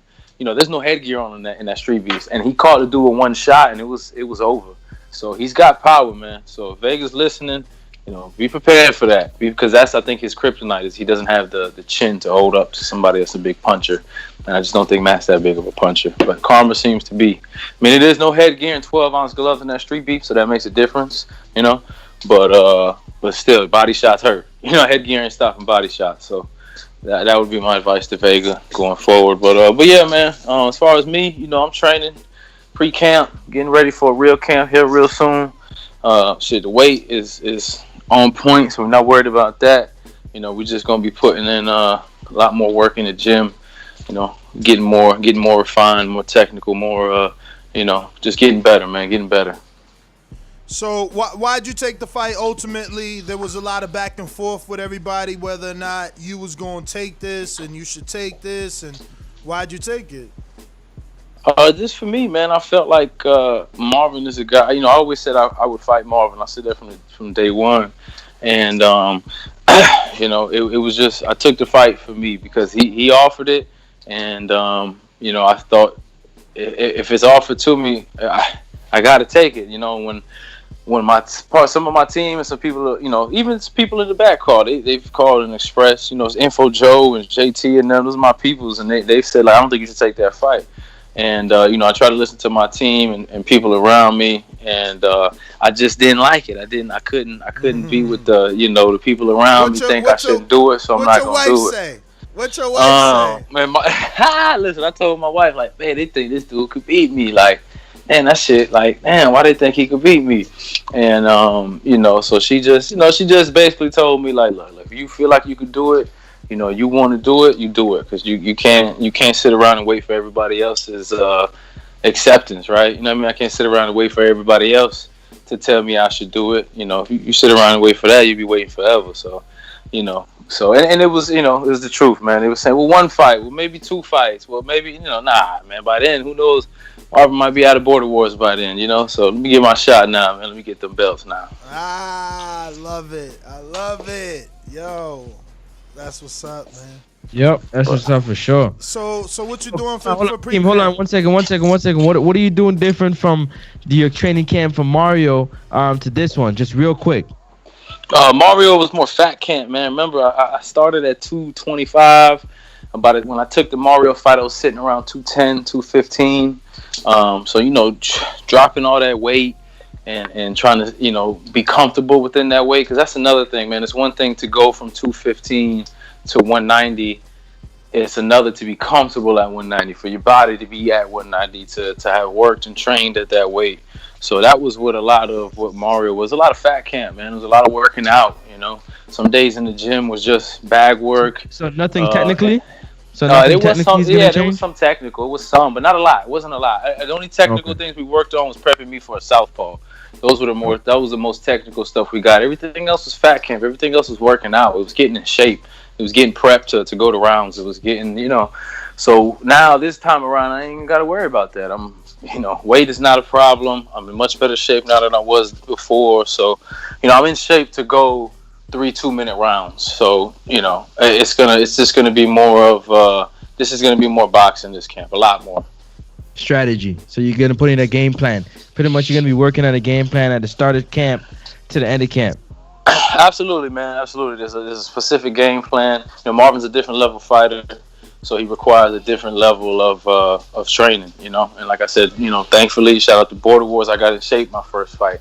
So being in shape isn't the big deal this time. Obviously, I'm going to get in better shape because that's just natural. But, that's not the main focus on this camp. So. Hey, Keem, what weight do you plan on coming in since it's a cruiserweight fight? Did he catch weight you? Because me and Coach Mitty were talking about that. Did he make you come in at a specific weight? Yeah, he did. He A-sided me. He said 176.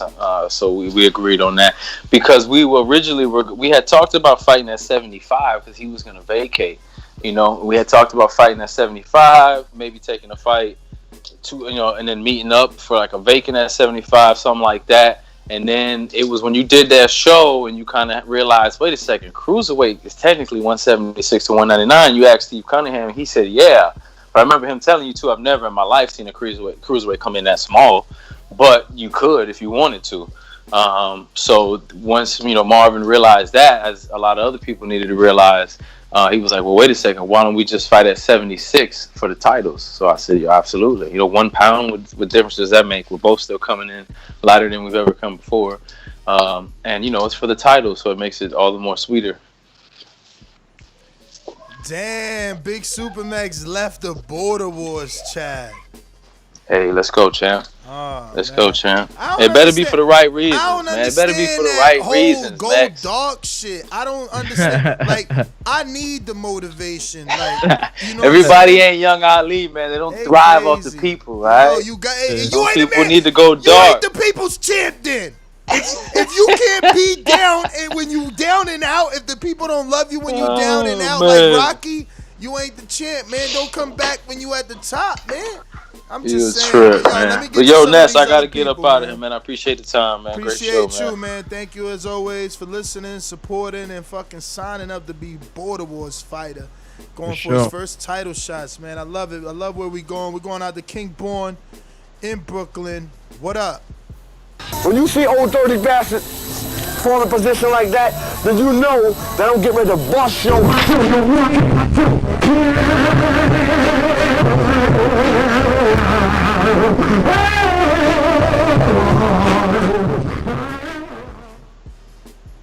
Yo, peace, peace, peace. You hear me? You hear me? Yeah. I'm good. Yo, Yeah, what right up? now, I'm in the rugged lands of New Mexico. I gotta go to Hudsonville, Bay City, Michigan. I got like another 1,600 miles to go, picked up in Phoenix. 1,900 miles. Listen, man, right now, I got on sweatpants and I got on that rubber suit. Yo, it's no excuse. Anybody not to be in shape. Fuck that, man. I'm mad right now. I couldn't sleep because I was like, yo, man, how I'm going to do the pull-ups on the truck? You know what I mean? So I said, you know what? I'm just going to put the bed down and put my legs on the chair, hold my body up, and pull myself up, man. You got to get right, yo. It's too many brothers out here on these trucks. Y'all dudes at home where y'all can put a pull-up stand. Yo, it's no excuse, man. Hey, yo, Ness, look at them dudes in New York. You know them dudes who be, look at them dudes in New York and New Jersey and They work Newark. out in the Boys park. going to the park. Yeah. Boys, you know, going to the park doing their sets, man. We got to get right, y'all. Yo, I'm burning right now in this rubber suit, man. And, yo, I'm trying to get it. Hey, I'm going to be real with y'all. Supermax got to lose 50 pounds. Shout out to my truck brother, Supermax. But, yo, this shit hard losing 20 pounds. You know what I mean? It's hard, y'all. It's hard. Don't think this shit is easy, y'all. It's hard, man. But yo, what we doing all in next year, y'all? We pushing each other. Yo, Ness, you talking about you getting your shit right? I'm with you. We pushing everybody. We should come in there looking right, looking good, man. Fuck that, man. It's like I'm on a quest. I'm on a mission. I'm gonna put up a video how I'm gonna change my bed into a workout area. You know what I mean? Yeah. So it's on, y'all. We doing this, man. I know ain't no fights. Love everybody. I'm hyped. Hey, yo, I want to know who the show kid is at, man. He from New York. He from Mount Vernon. He from Yonkers. So that 914 area code sound very interesting. You know what I mean? So like I said, man, hey, yo, shout out to Stainless, man. I'm glad my man didn't get blown up out there. Just heard about it. So, yo, we got to get right, y'all. Come on, man. Hey, yo, Ness. Yo. If you go to YouTube, they got this dude 56 years old in shape just from the bar, just from the park. Ripped up, chipped up, everything, man. 56. I'm turning 48 January 31st. You going on 43 this year. It ain't no excuse, man. Fuck that, man. So we gonna push each other. Yo, Supermax, man, I know he could do it. You know, Supermax, just calm down, man. If you can't make 300, just fuck it. Come down to 320. But you gotta just do it gradually, man. This shit is hard, man. I got on a rubber suit. Man. Yeah, man, I got a rubber suit on, y'all. Burning, sweating, trying to sweat this shit off, man. It's hard, but like I said, love y'all. We gonna get it popping next year, man. We all gonna be coming there looking right, man. We all gonna come there looking right. So next, man, you gonna push me, I'm gonna push you. We pushing everybody out here, man. There's no excuse, man. It's no excuse for us to be looking like this. It's no excuse for y'all. Y'all home every day. A pull-up bar, a pull-up stand costs like $120. Put that shit up there and do the pull-ups, man. You hang, you know what I mean? You hang, you push your knees up to your chest, you be in no time. Y'all right. In no time, y'all right. But I'm not letting this truck shit OTR on the road every day. I don't know where I'm at. Stop. It's home. So, we just don't know where it's at. March 13th for Border Wars. We know Florida. You know, I know in due time you're going to give us where exactly at. Love y'all. Peace. All right. All right. Appreciate it. Talk to us.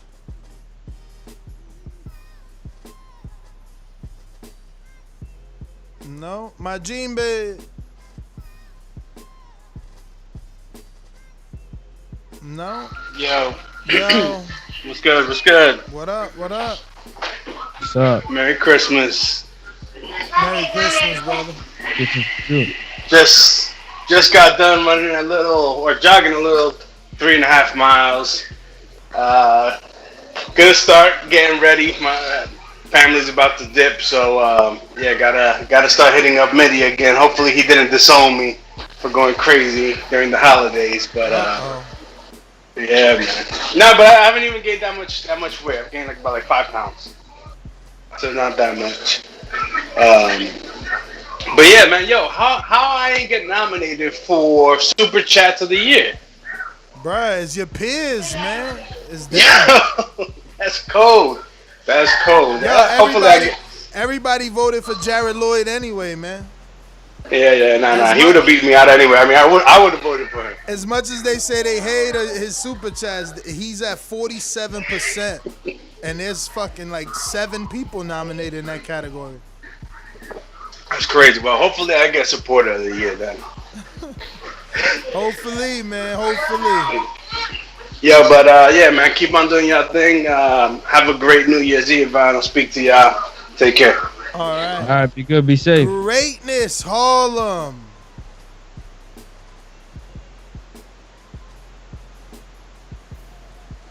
No greatness. No greatness. He in the gym. Hitting the bag. We striving for greatness right here, man. We striving for greatness right here.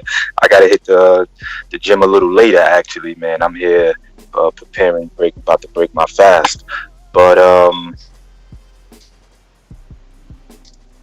yeah, man. Today, man, I've been in and out. I haven't been really hearing. I got off on a conference call at around the time when y'all was speaking about the awards. That was towards the end, so I missed a lot of detail if it was detail.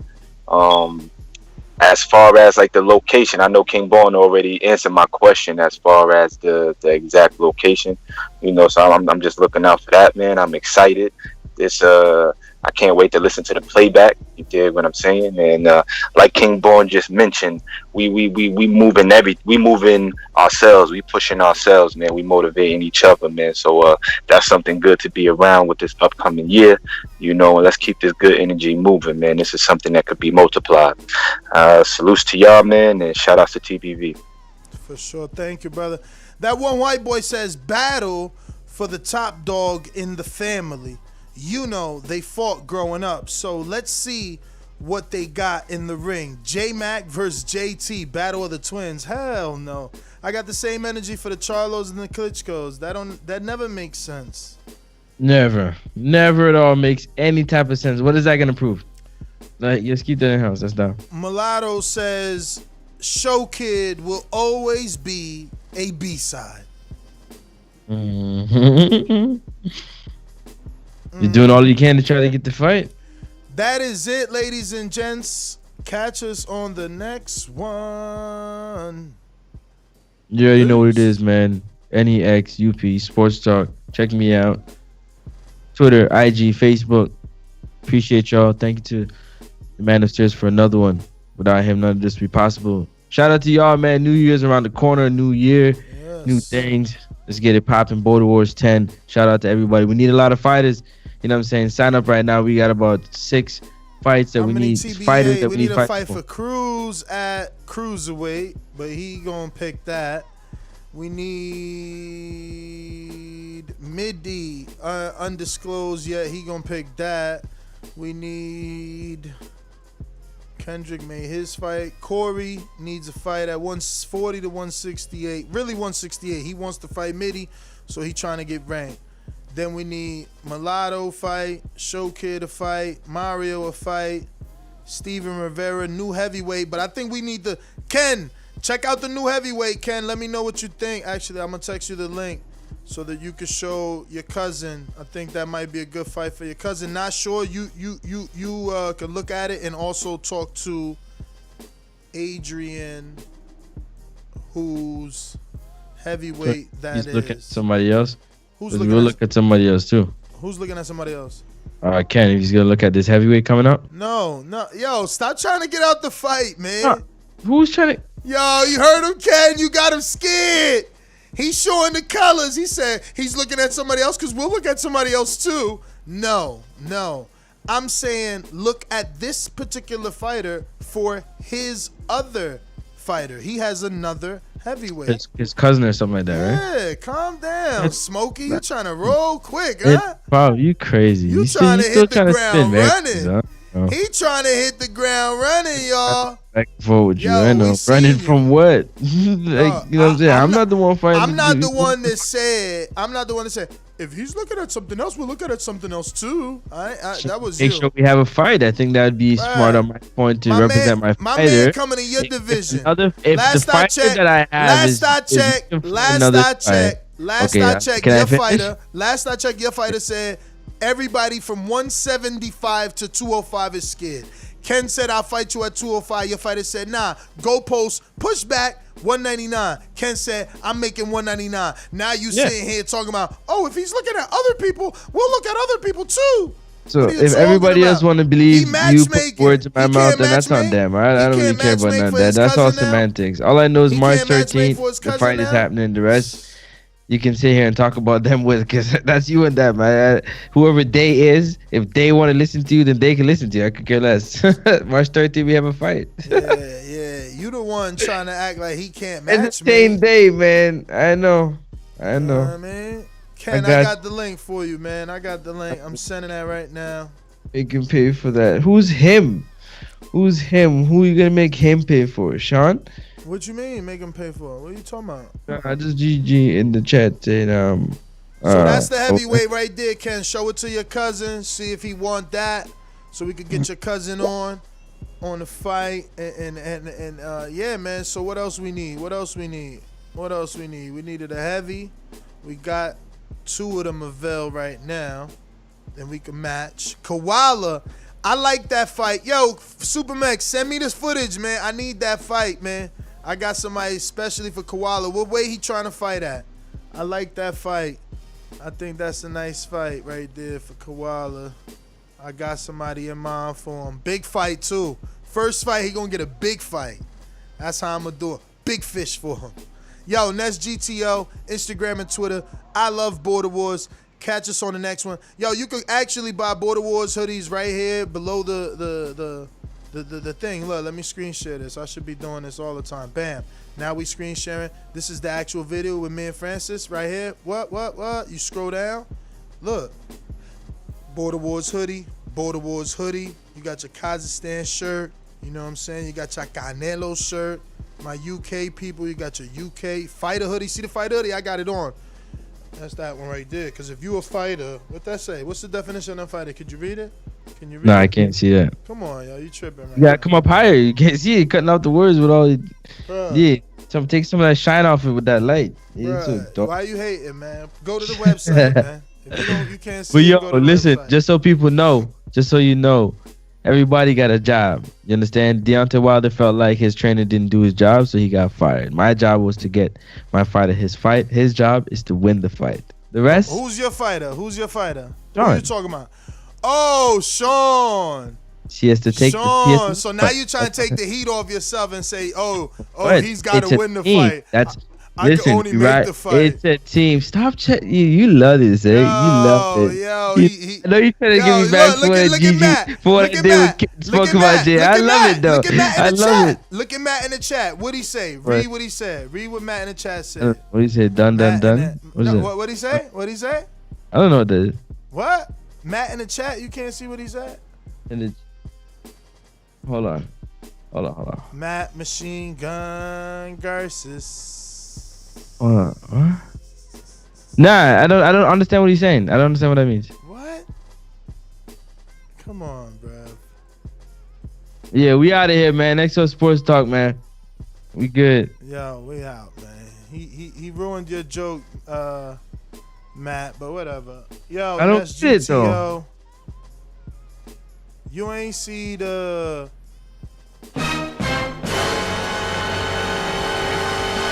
Yeah, that's what I said. Done. But like, man, listen. Yeah, Matt, done. Because now that the fight is signed, you backing out on Mission Impossible. It's all like Kendrick. It's like you said, Big Ken. Abort mission. Now the manager's trying to back out, clean himself so he don't look like a matchmaking massacre. Really? This I what love you wanted, it. though. This what you wanted. You wanted to get ranking cruiserweight. Listen, at least now he's got a fight that's worthy, that the people are behind. You know what I'm saying? And ultimately, ultimately, this puts him in position to be like a mandatory, at least talked about. I can't say he's a mandatory because those are the type of things you gotta talk to the commission about and petition for. But I mean, 2 solid wins at cruiserweight is 2 solid wins at cruiserweight. You know what I mean? And then the cruiserweight champ, Marvin or Keem, got to decide, vacate is either fight or flight. Don't worry. All you guys who's laughing, including you, Matt, you know what I'm saying? You guys are one understand the business of boxing and how quickly the business of boxing will change. Ness understands what I mean. Buckle up. Y'all should buckle up too, because this shit gonna change. You laughing now, but you're not gonna be laughing in a little bit. Yeah, I know. I understand. It's gonna be you, Matt, too. Who's you don't have a fight. Definitely relax. No, it's definitely a business. Everything, has to be taken into consideration. We heard that with Keem and his decision to make his fight, but ultimately he made his fight. You know what I mean? But those pieces align, and he reacted on it, man. But listen, we're gonna cut out. Next GTO, Instagram and Twitter. It's only fighting, I think, in Tokyo. It's only boxing in Tokyo today and some shit like that. So I don't know. Maybe we come back with the Usyk show later on tonight. Usyk talking about he want to fight Wilder. If y'all like that, let me know in the comments. Peace. Yeah, we out of here, man.